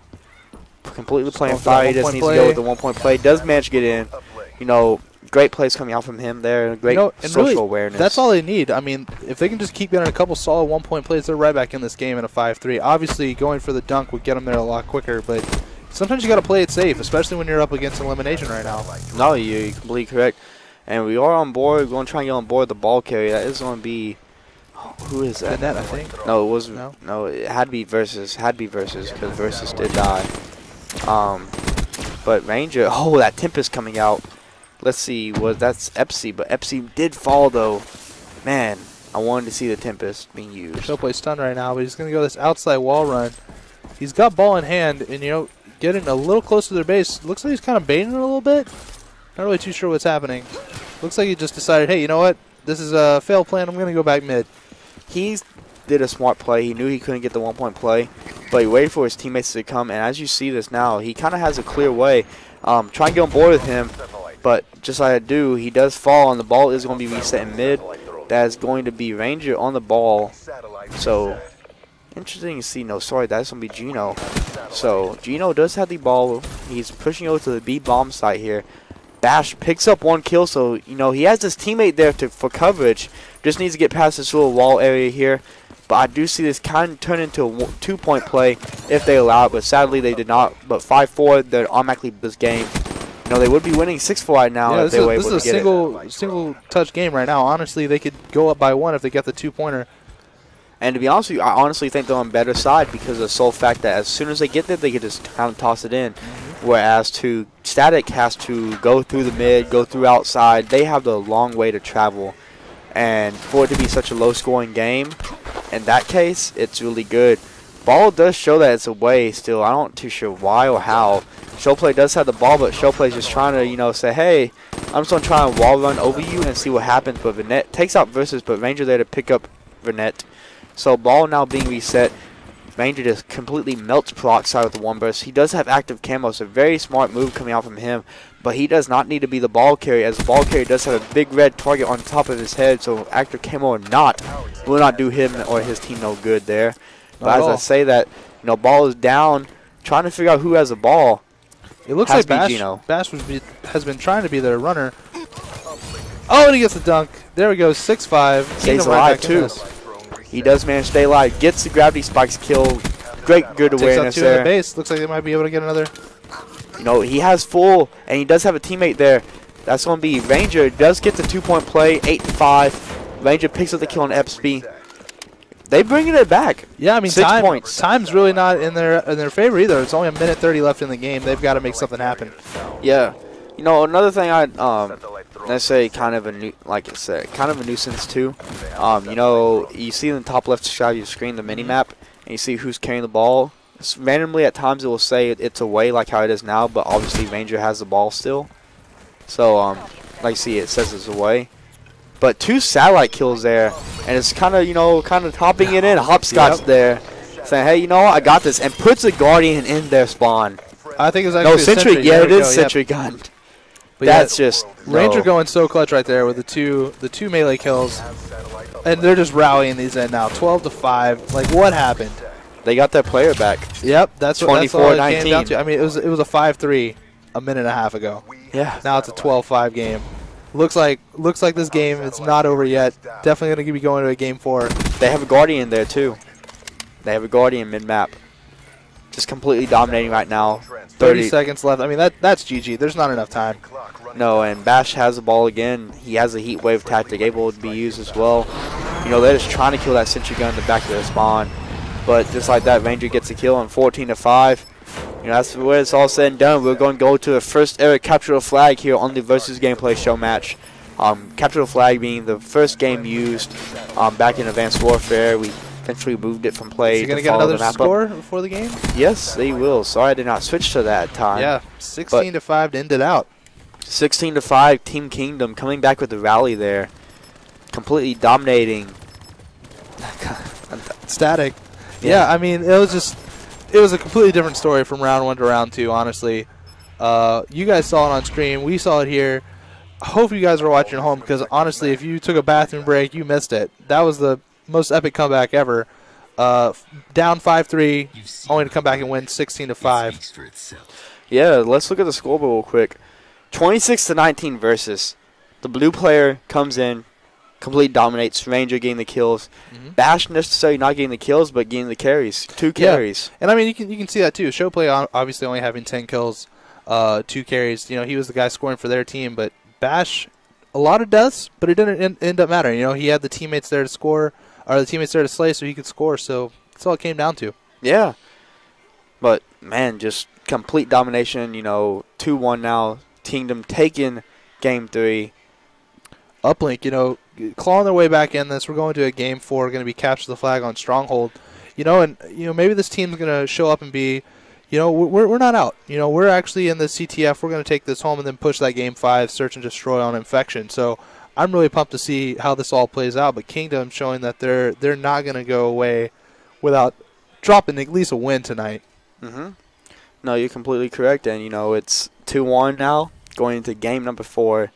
That is going to be capture the flag, Stronghold.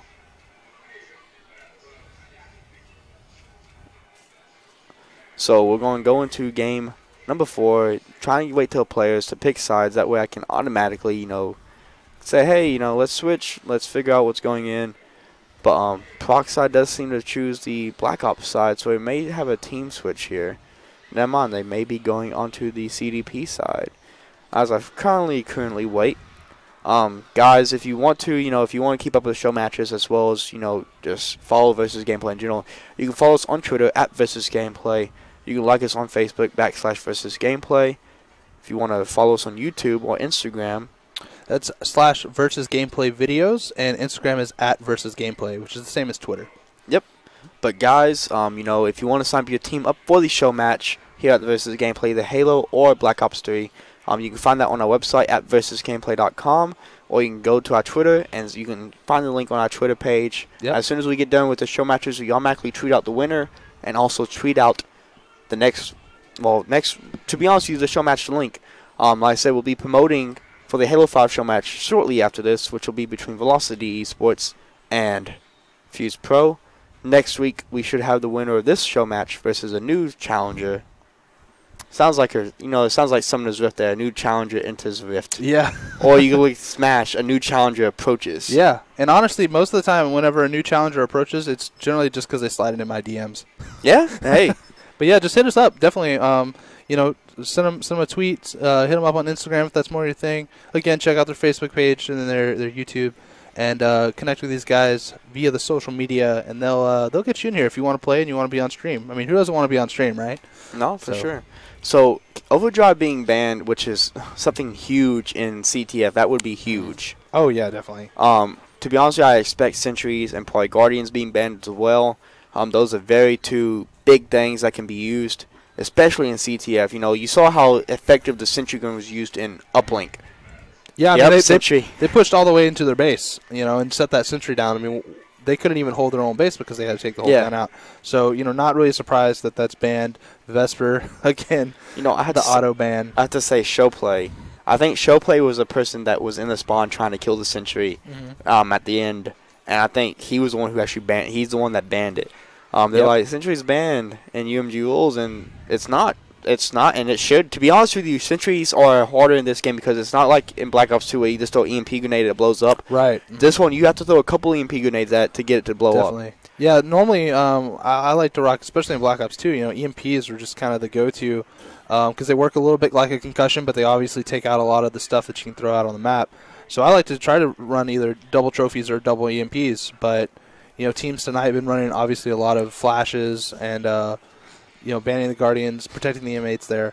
But yeah, I mean, all these things, anything that can inhibit your movement is something you definitely want to try to ban on these maps, especially in CTF or Uplink. Yeah. You know, I wonder if this actually happened, on purpose.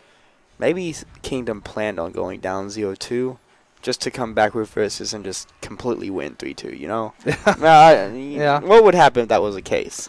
Well, I mean, I don't think they wanted to necessarily lose Search. No, they probably weren't planning on that. However, yeah, maybe that was the case. Just flex a little bit. I mean, obviously, we didn't even know one of the players had a specialist last time because he was obviously so OP. Yeah. So maybe that was the entire intent, but definitely a ballsy move. Probably wouldn't go over too well in tournament at LAN. So don't do that. No, don't. Yeah, don't do that. We do not suggest doing that. Yeah. Scythe, Tempest being brought out again. War Machine Annihilate on the other other side of Static. Versus the proc setup to the draft. Very curious to see what they could draft. I would expect to see maybe a Heat Wave. Heat Wave would be very good to be used. Sparrow could be used as well for long range distances to try and get the kill. Yep, there's the Heat Wave. Heat Wave being brought out. Annihilator, a very good one to be used. Scythe being used. To be honest with you, I like all the picks that we have here. I can see them all being effectively used in Search and Destroy. Or not Search, but Capture the Flag, considering the fact that Overdrive was banned as well as Glitch was banned. Glitch being another one that would be basically being utilized a lot because if you run outside a doorway, you see two people there, Glitch back. Hey, time to go the other way. Right, exactly. And I mean, I'm actually really curious to see how the Sparrow stacks up in CTF a little bit. I haven't really seen too much effective Sparrow use either tonight or just in general in the gameplays that I've watched. But, Peroxide seems to be a pretty competent player. Definitely think, he picked it for a reason. So, want to hopefully see that. But, yeah, I'm really excited going into this match number 4 in this best of 5 between Kingdom and Static. CTF here on Stronghold. Yeah. I'm pretty excited. Score streaks, going to pretty much stay the same. Not really probably too many bans about to happen. Or, I'm sorry, much editing about to happen. Well, you got to think, Kingdom used a lot of Sentry Guns and Guardians last game, and both those are banned, so, they all have to change their score streaks. Gino seemed to be the only one that was not using that because he instantly clicks, hey, I'm fine with that. This map, though, to be played on CTF, there's 3 different lanes. You got the building as a lane, you got the mid-map as a lane, you got the left side as a lane.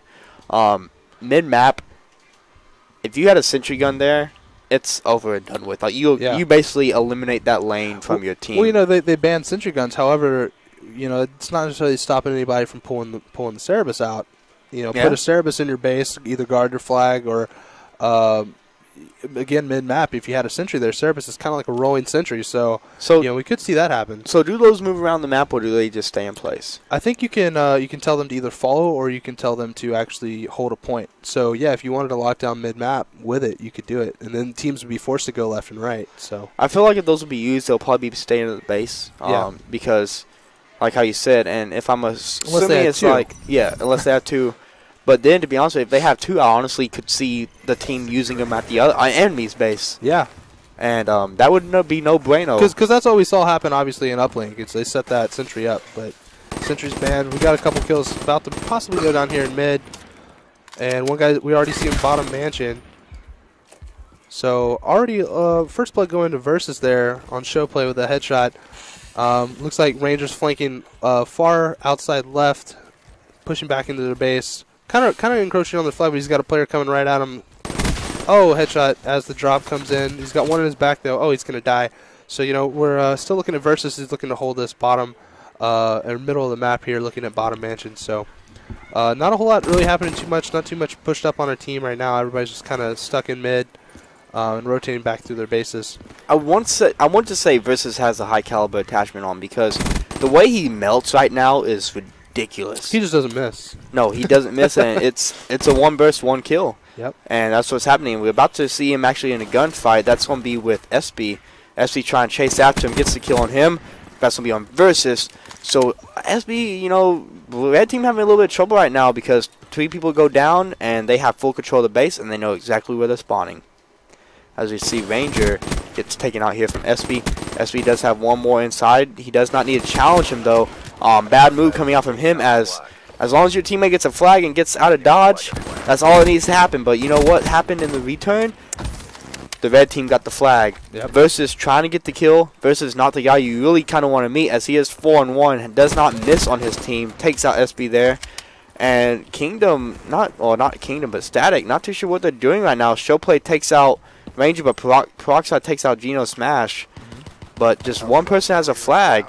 And not going to be good, as that is going to be Peroxide as the flag is returned. As I say, Versus was not the one you wanted to mess with there, but flags are both at both bases.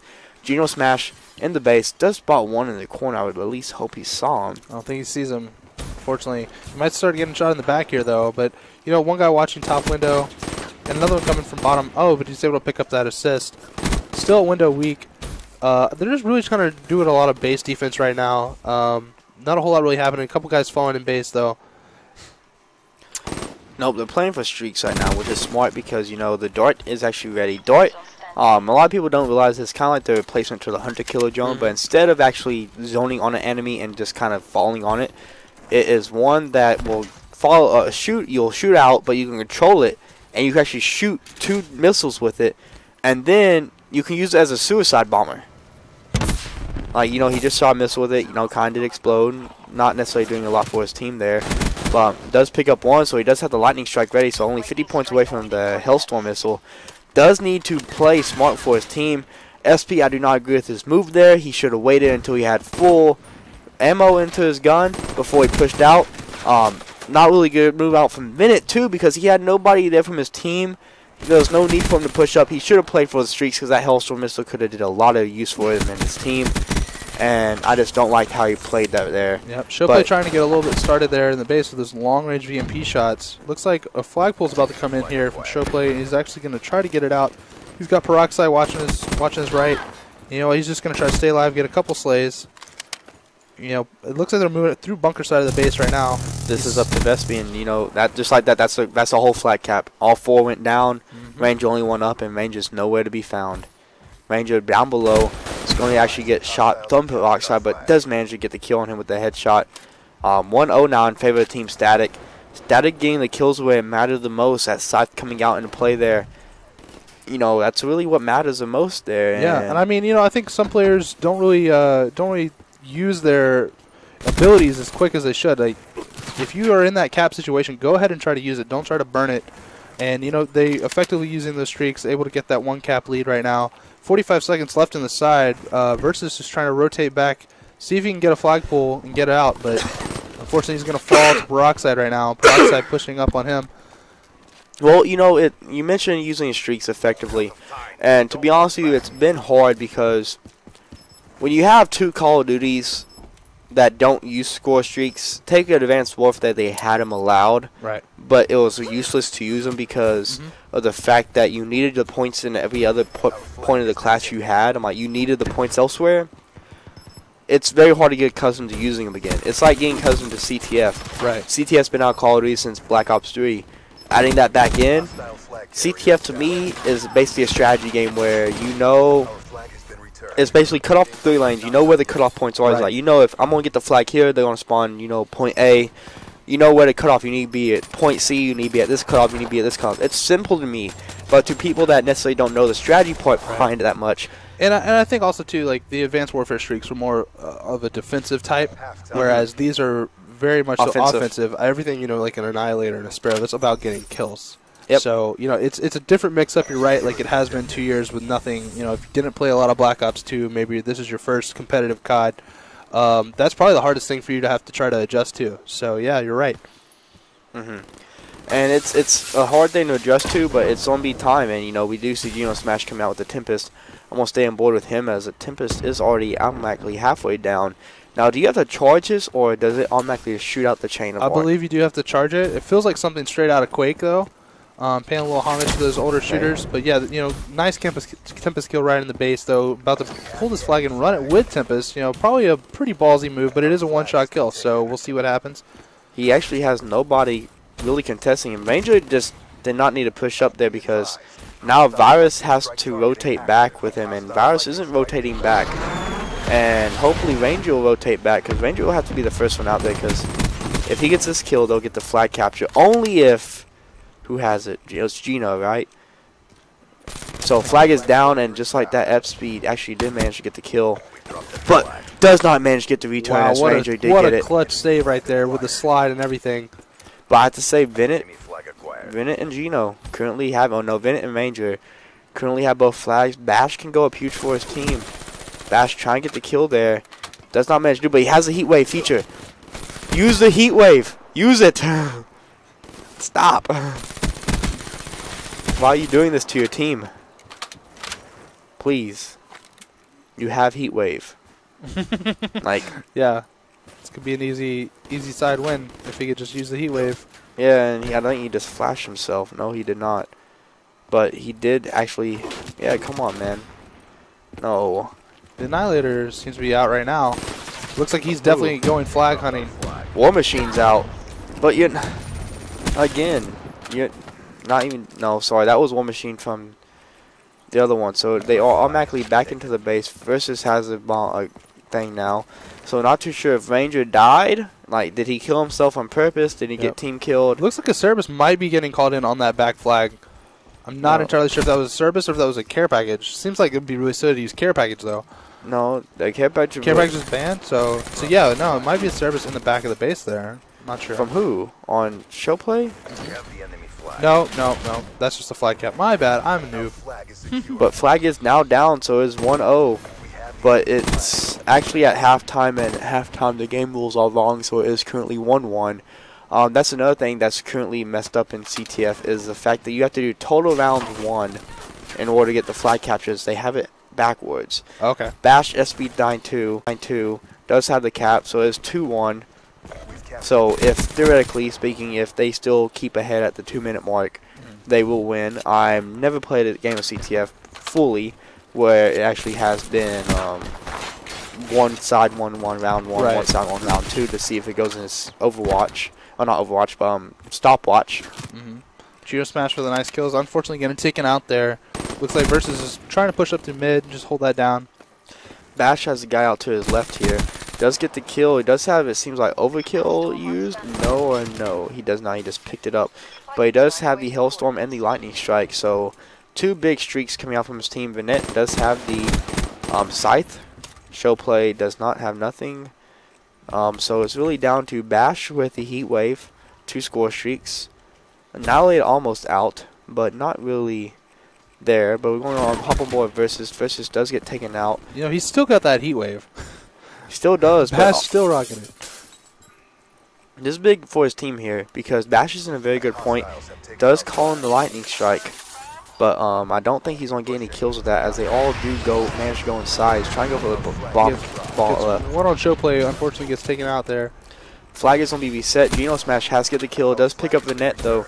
So, now, look at the scoreboard. 14-20 from Geno, 17-12 versus 15-15 Ranger, right. 11-17 from Bash. Static seems to be outslaying, but the score streaks coming in and just the way playing CTF. And I will say, I've known Bash since Modern Warfare 3 days. Bash has been around in every single Call of Duty, so I know he knows how to play CTF. I'm assuming he only plays with people that knows how to play CTF. Bash is actually a local player too. Oh yeah. The Dallas-Fort Worth scene. But just like that, it does seem like Kingdom will take game number 4, so he will be going into game 5 here at the Versus Gameplay Arcade. There's just only 10 seconds left. There's really nothing they can do. This is going to be over. Like you said, game 5, honestly, I'm pretty stoked for a Search and Destroy. Last time we had Search between these two teams, it went to a round 11. Will we see a 5-5 round 11 again in game 5? Who knows? And it was Kingdom's game to lose, to be honest. It really was. Like, Kingdom was given the free round because Static and Showplay from Static messed up his strategy. That's an interesting effect. I see how it changed it to people. But that's pretty cool. So it does go by round sides here. They will tell them yes, so they did end the game. Did seem like it was going into round sides on stopwatch, but no, it should not. Because stopwatch only exists if the captures are the same. Right. Another feature they need to fix. No, like I said, usually they say the real season doesn't start till January. Basically November, December are basically the trial months. Yes. They've got to get everything kind of figured out. People have got to test a lot of things, see what needs to be banned, what should be considered, what maps. Looking at these kills right now too, Geno dropping 15. We're about to see it again in front of us here, but Geno going pretty big for the squad there, dropping the 15 kills. And, Kingdom, I'm so glad that they were able to bring this back, too, getting their 4th back in there. No offense to their sub that they had, but, obviously internet issues happens all the time. So now that we can see the scoreboard here, Gino dropping the 15 with versus having 18, Ranger with 17, Bash with 12. The deaths being pretty minimal there, versus getting a cap and Bash getting a cap there with the 2 returns out of Versus and the 2 returns out of Ranger. Ranger doing a lot of big defense work there for the squad. So Kingdom bringing that back pretty nice in the 2-1. Yeah. The one thing I have to say here is if you look on Static's side, 19-17 Peroxide, Showplay 16-14, Finit 15-12, FC 18-19. So they only have one person negative, right, being FC. So they outslayed Kingdom completely. Yeah. But what mattered was the returns, the cutoffs, everything. Like I said, you could completely outslay a team in CTF, but if you do not, and I mean you do not play, I guess you want to say, get the cutoffs and everything, it doesn't matter. Yep. Because you saw in the very beginning whenever Static got the capture, they had the good plays coming out. They had the cutoffs, everything. They luckily got enough people down, but after that, Kingdom came back. They got the flag capture. They had one person on the left side of the base with the scythe, and just bam. Right. I mean, it's the same thing really in any objective game, not even just Call of Duty. The objective is mostly what matters, and it doesn't really matter the numbers you drop. Obviously, you have to be a really selfless player anytime you're competing. So, hats off to them for outslaying, but unfortunately it was just, too little too late, coming up with a loss in the 2-1 fashion there versus Kingdom. So Kingdom tying up the series 2-2 going into Game 5, which is, again, going to be Search and Destroy on Infection. Yeah. So we're going in, I'm looking at the score streaks here. We mentioned between Cerberus. So actually the GI unit is the one that you can set to guard mode or to patrol mode. Oh, okay. Cerberus will just go out and hunt for enemy targets. So a very big score streak, considering it's only 900 points. Right. Everything else above that kind of not really used. Talon being basically the stealth copter from Black Ops 2. But I find it to be a lot more effective, though, honestly, in this game. No, sorry, Wraith being it. But they are going straight into game number 5. Players are allowed. Just editing classes right now, and they'll be hopping into game 5. Static versus Kingdom. Will Kingdom come back and win this? Reverse sweep. Static was up 2-0. Kingdom come back. Can we see a game 5 victory come out from Kingdom, or will we see Static take game number 5? I think it's huge that they have their 4th. I mean, obviously we said all that earlier, the core 3, which is still very valid. However, having that 4th, especially the one if you've been playing with them, I don't necessarily know the matchup of these players. That 4th might have been the guy that was part of the core 3. So, again, having Versus back in the game, now being able to play, obviously it's a huge difference because they were down 2-0 and they were able to bring it back. So now going into the ban and protect phase, obviously seeing the M8 being protected, Vesper pretty much auto banned. Oh, we got a protected RK5 now, first time of the night. So that might have a little bit of a sway because it is pretty much a primary. But yeah, interesting map. I've only played it a handful of times. A lot of people always refer to it as the Inception map, with the map being all sideways. Really crazy physics going on. Treyarch did a great job on, I think, all of these maps, honestly. I feel like a lot of them are kind of symmetrical, but a lot are still very asymmetrical. Not a whole lot of developers, especially in multiplayer, able to pull off a symmetrical map and it still be very balanced.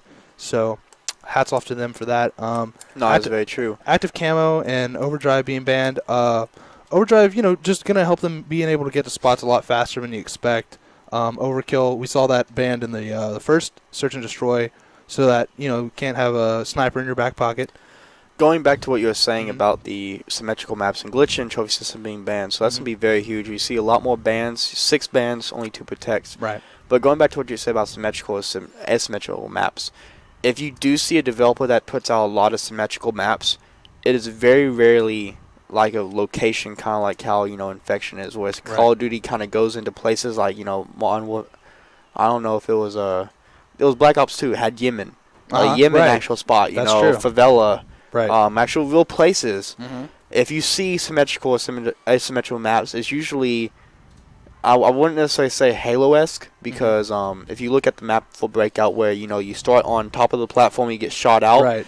It's kind of a it seems like a arena built. It's kind of not even no textures behind it. Just kind of like blocks. Yeah, definitely. And Halo typically only has one asymmetrical map. In past Halo games, they had a game type called Oddball. Oddball only really being seen in Halo, actually, and Marathon, of course, Bungie's former game. But regardless, asymmetrical maps didn't really get a whole lot of play. Most of your competitive maps for Halo were symmetrical. Same with a game like Gears of War. We got combat focus coming out of Gino there. That'll be huge here in Search. I've never really seen that be used, but you mentioned Gears of War. I remember if you watched the movie, and what movie was it that had the Gears of War tournament with Noobs. Yes, such a Noobs. terrible movie. It was such a Do good not movie watch though, it. man. It was if you good. If you have Netflix open good. right now, please do not go watch the movie. It was good. It was Shout not out good. to Noobs. Oh my gosh. That movie was good, but in that movie they had like execution. It was like in an arena. It was like in a stadium type arena. Yeah, that was Thrashball. That was Gears 3 era there. Every map in Gears is up until Gears of War Judgment, which is the 4th game in the series, which is actually a prequel because developers run out of ideas. Every map in Gears though is symmetrical. Every single one. There's not an asymmetrical map. Everything always being about which team can get to a power position first. That's what really arena shooters are based off of, is power positions and power weapons on maps such as Halo and Gears and Quake, UT. It's really interesting, being that we have the class systems of Call of Duty where you're able to pick your own thing and you're able to change that up per round selection. Asymmetrical maps can work a little better than that because then you don't have to think, how do I balance this particular power weapon on a map, because there's not a power weapon in COD. Yeah, you start with a sniper that essentially is a power weapon. Yeah, and you mentioned like symmetrical maps, like in at least Treyarch instance. Treyarch is very good at making symmetrical maps. I'm like, we can look at Black Ops 2, and you can look at basically all the maps there, and they're pretty much symmetrical from the competitive side point. Like I forgot which one map it was, but it was the one that had the train going through the middle. Yeah. Where it had the ticket booth area and all that stuff.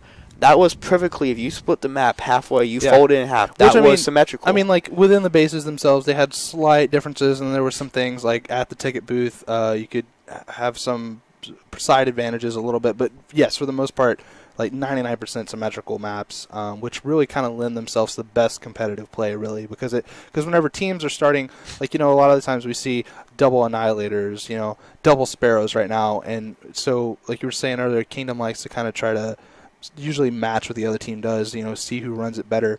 It's the same thing when you play a symmetrical map. You're essentially seeing which team does it better.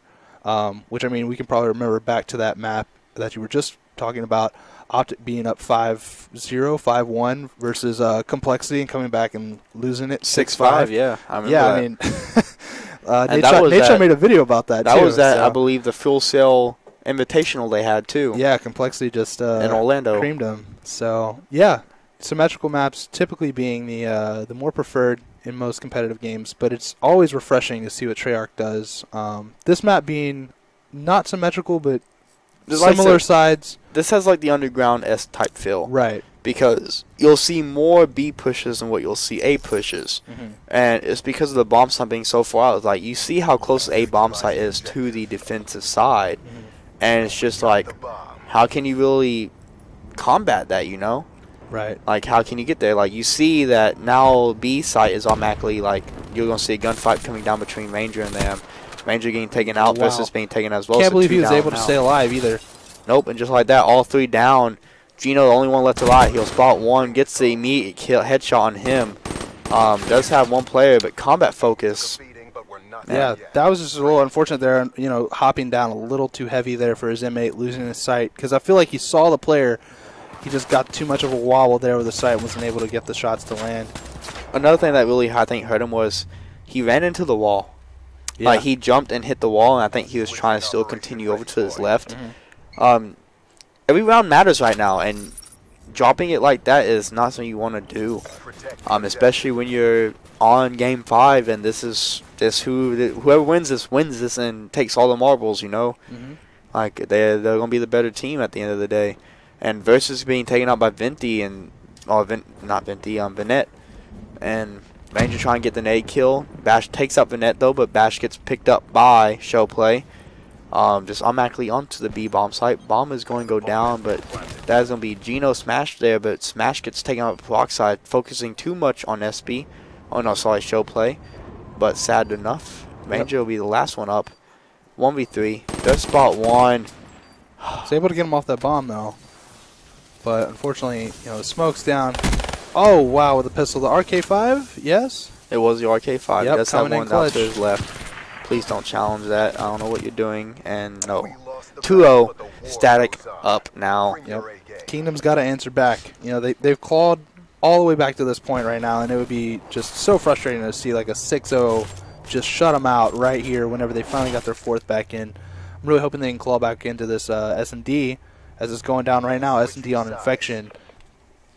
Doesn't seem to be the strongest suit, but I don't like how Ranger played that, considering the fact Ranger saw that there was a guy in the corner. He saw that. And he did try to challenge a guy that was on top, Overwatch, if you want to call it that way. Let's call it Overwatch now. Let's just use it in terms' sake. He saw him, and, Bash does know that there's going to be a player there to his right. Ranger using the boost feature, not necessarily too sure why he didn't go around and check the corner. He kind of just hit on the wall and then bounced off, but he does spot him, though. So that's going to be 2 people down now. Vinette picks up Versus picks up Vinette, and that is going to be, where was he at? I don't know. Bomb's about to go down here at B, I believe. Got one player hopping in though, but there we go. Yep, all answering four. right back. Kingdom now back in this with a round on the board. Yep, 1-2 now. So they do answer back. That is going to be Ranger with the final ending kill without Peroxide. Peroxide is kind of running in there. A little YOLO, just to be completely honest. Switching operation ready point. But interesting to see.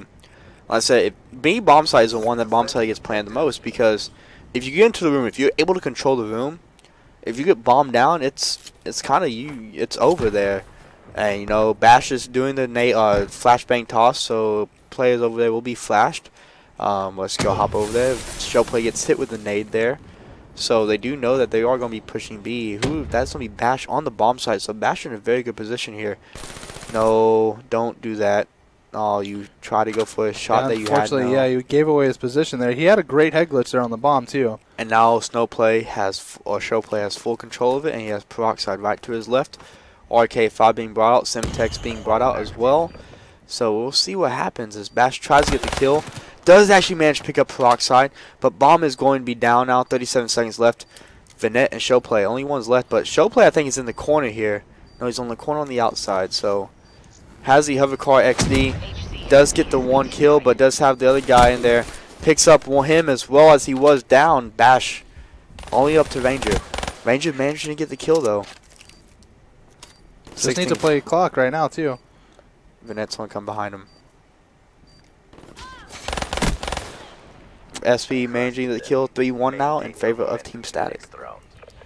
Very good play coming out from Static, realizing, say, hey, he's pinched in here. He has to go one way or the other. There's no way he can leave. So, Vinette going over there, rotating around, says, hey, I got this door. I'm going to push in here. They just kind of swap sides, and SB gets the kill, so 3-1 in favor of Team Static. Clear the objective. Yeah, I got a little confused there, thinking all we would need to do is stay alive for the bomb. But hey, you know what? First time casting COD, so. Anyways, we're going here. Static has got a nice 3-1 lead. Game 5, everything on the line, all the marbles. Can Kingdom bring this back? We saw it happen before, just in the reverse order. Looks like one guy's top bell tower right now, and one on the outside of the map, trying to get behind. Trying to stay alive, though, right now, getting tagged up a little bit. Peroxide does spot him, though. Bash picks up Showplay, so just like that's a 2v3 situation. Peroxide pushing inside, but does have his player out there. That's not even net. But I think Bomb is down, unless Bash has it. So Bash, actually, you may see a rotation back over here on the A-bomb site, as you actually do see that's what's happening. And they will have SB there to kind of protect it. He needs to get down, and he needs to get this kill real quick. Does manage to get the hop on him, but just as I say that, they are going to call out saying that, hey, they are going A. And the only contestant they're going to have is Peroxide. Peroxide being in mid-map, but just as I say that, it does seem like that's going to be, yep. So Versus does get taken down. Bash in a 1v2 situation. Bash just has to kind of play the clock, and it's kind of play ring around the rosies on him. They do have one person on the bomb. That is going to be Peroxide. Peroxide's at half defuse though, so will Bash be able to do anything? No, Bash will not. Defuse comes out 4-1 now in favor of Team Static. Just 2 more rounds to go. Static is so close to closing this out right now. There was just no way. Bash, he probably should have just stayed and fought. I mean, I respect what he was trying to do, but there wasn't enough time. There wasn't enough men. There wasn't enough bullets. Nothing could have happened. The quick defuse comes in. Static so close to closing it out here. Yeah, it was a good play coming out from Static there. good awareness. Saying, hey, just get on the bomb. I'm like, we have 2 rounds we can give up here. Now 3. If they win this round or they get a kill here, hey, we're still up 3-2. But good social awareness there, because a lot of teams, they won't necessarily go on the bomb and do that. They'll kind of wait around trying to play the play, because what will usually happen is the play will take a lap. And as you see, 2 people do go down now for Static, and HCXD does beat you. So Bash is now currently in a very good situation. Does get the assist there. Heat Wave is ready. Does have 1 player there, but that's Showplay, and Showplay, I'm sorry, but you're getting taken out. Kingdom answered back, but is it going to be a little too late? Versus picking up a nice few kills that round, shutting down that RC car, and Ranger closing it out here. But they still got 2 rounds to go to just tie it up. This is a long road ahead of them here in his game 5. The last one going to round 11. We know these teams have the same caliber of really squaring off with each other. So, starting round number 7, what's going to go down? I have to say one thing. A player to watch has been Showplay. Showplay was 0-5 last Search and Destroy to start out with. 0-5, he finished 5-9. He's 8-4 right now. Yeah, he's definitely warmed up. Yeah. That's to say the least. And I just noticed there is floating rocks on the outside of the map. Yeah. Floating rocks. But A-Push seems to be coming out here. Bash has the bomb, designated bomb carrier for his team. But in my opinion, he does not need to be there. Actually, we may see a B. Will we see a B plant? I don't. I feel like somebody's inside there just looking for it. Yeah, and nope. They call it out, but his teammates on rotate. I don't agree. He's a bomb carrier, but he's pushed up further than all his other players. All his other players do have inmates. Combat focus not even being used here. He had to see the player hop over. I would have to hope he saw that. But, looking at the full mini-map on the screen right now, really we have 1 player coming around. That's going to be Vinette, which is going to be on the flank. And to be honest with you, nobody really realizes this, but Peroxide picks up 2. So, right now, it's 3. SB does get taken out, but Vinette picks up Ranger. So, 5-2. I don't like what Kingdom did there. I don't like the move. I just don't know if this is Kingdom's map. Static putting them there on the bubble. They only got 1 more round to go. 5-2 lead right now. They close this out and take home the win. They played that round too slow, and they played it too slow to go to a B bomb site. If they went to an A bomb site, it would have maybe turned out differently. I don't think Peroxide would have got 3 straight kills there. He was 2-4 before that. Now he's 5-4. Yeah, time is really of the essence here. But let's see what happens this potential last round right now. Yeah, but Bash going with those cross map flashbangs there, and as I said, we actually do see a bomb A push come out, and they have full control of the A bomb site there. Bash kind of giving it up, and only 1 player really to do any damage. That's going to be Geno Smash. Geno does get taken out though, so 2 people down. That's going to be 1 for Kingdom, 1 for Static. Vinette down, but just as I said, Bash goes down for SB, and Ranger getting caught on the reload. So just like that, it's all up to Versus. Versus trying to keep his team's hopes alive here. I don't see it necessarily happening to the fullest. And just like I said, at 6-2, Static take this game number 5, 6-2. Showplay going huge for his team with the final kill there. Just kind of pre-firing 40 bullets in the clip. Hey, I got ammo to spare. I'm going to jump out at you. No need for extended mag. Nope, no need at all. Static takes this 3-2. Completely, they win. They show dominance. They were like, hey, we're not letting this go to a game 5 again, or round 11 again. And just as I said, let's look at scoreboard. On Static side, 6-4 from Peroxide, Showplay 9-4. All the plants, 7-4 from Vinette, 3-6 from SB. But on the opposite side, you have Bash 4-7, 8-6 from Ranger, Versus 5-6, and Geno Smash 1-6. Geno Smash needed to pick it up for his team there. Definitely. But hey guys, that's it for tonight for the show match. Congratulations to Team Static as they do come back. You can follow them on Twitter at Static Gaming US.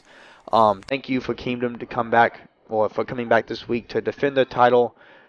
Sadly, they only had a 1-week reign. But guys, you're welcome back on future show matches. Just hit us up here at the Versus Gameplay. You can hit me up at VGP_Shadow. You can tweet at Versus Gameplay. You can tweet at Typographic. But guys, remember to follow us on Twitter, like us on Facebook, subscribe to our YouTube channels where all the show matches will be uploaded. And if you haven't dropped a follow to our Twitch channel already, drop a follow. You'll get notified whenever we go live. You follow us on Twitter at Versus Gameplay, /Versus Gameplay. Like us on Facebook. Subscribe to our YouTube at Versus Gameplay videos, and follow our Instagram at Versus Gameplay. You can also follow me on Twitter at VGP_Shadow and At Typographic. Yep. And guys, if you like the stream, if you like to support Versus Gameplay and Versus Gameplay Arcade, and all donations go towards streaming equipment, the venue, improving the venue. You can donate below. Donate links right below. Donate to help support us at the Versus Gameplay and Versus Gameplay Arcade. But guys, thank you for tuning in, and we're here at the Versus Gameplay Arcade, and we're out.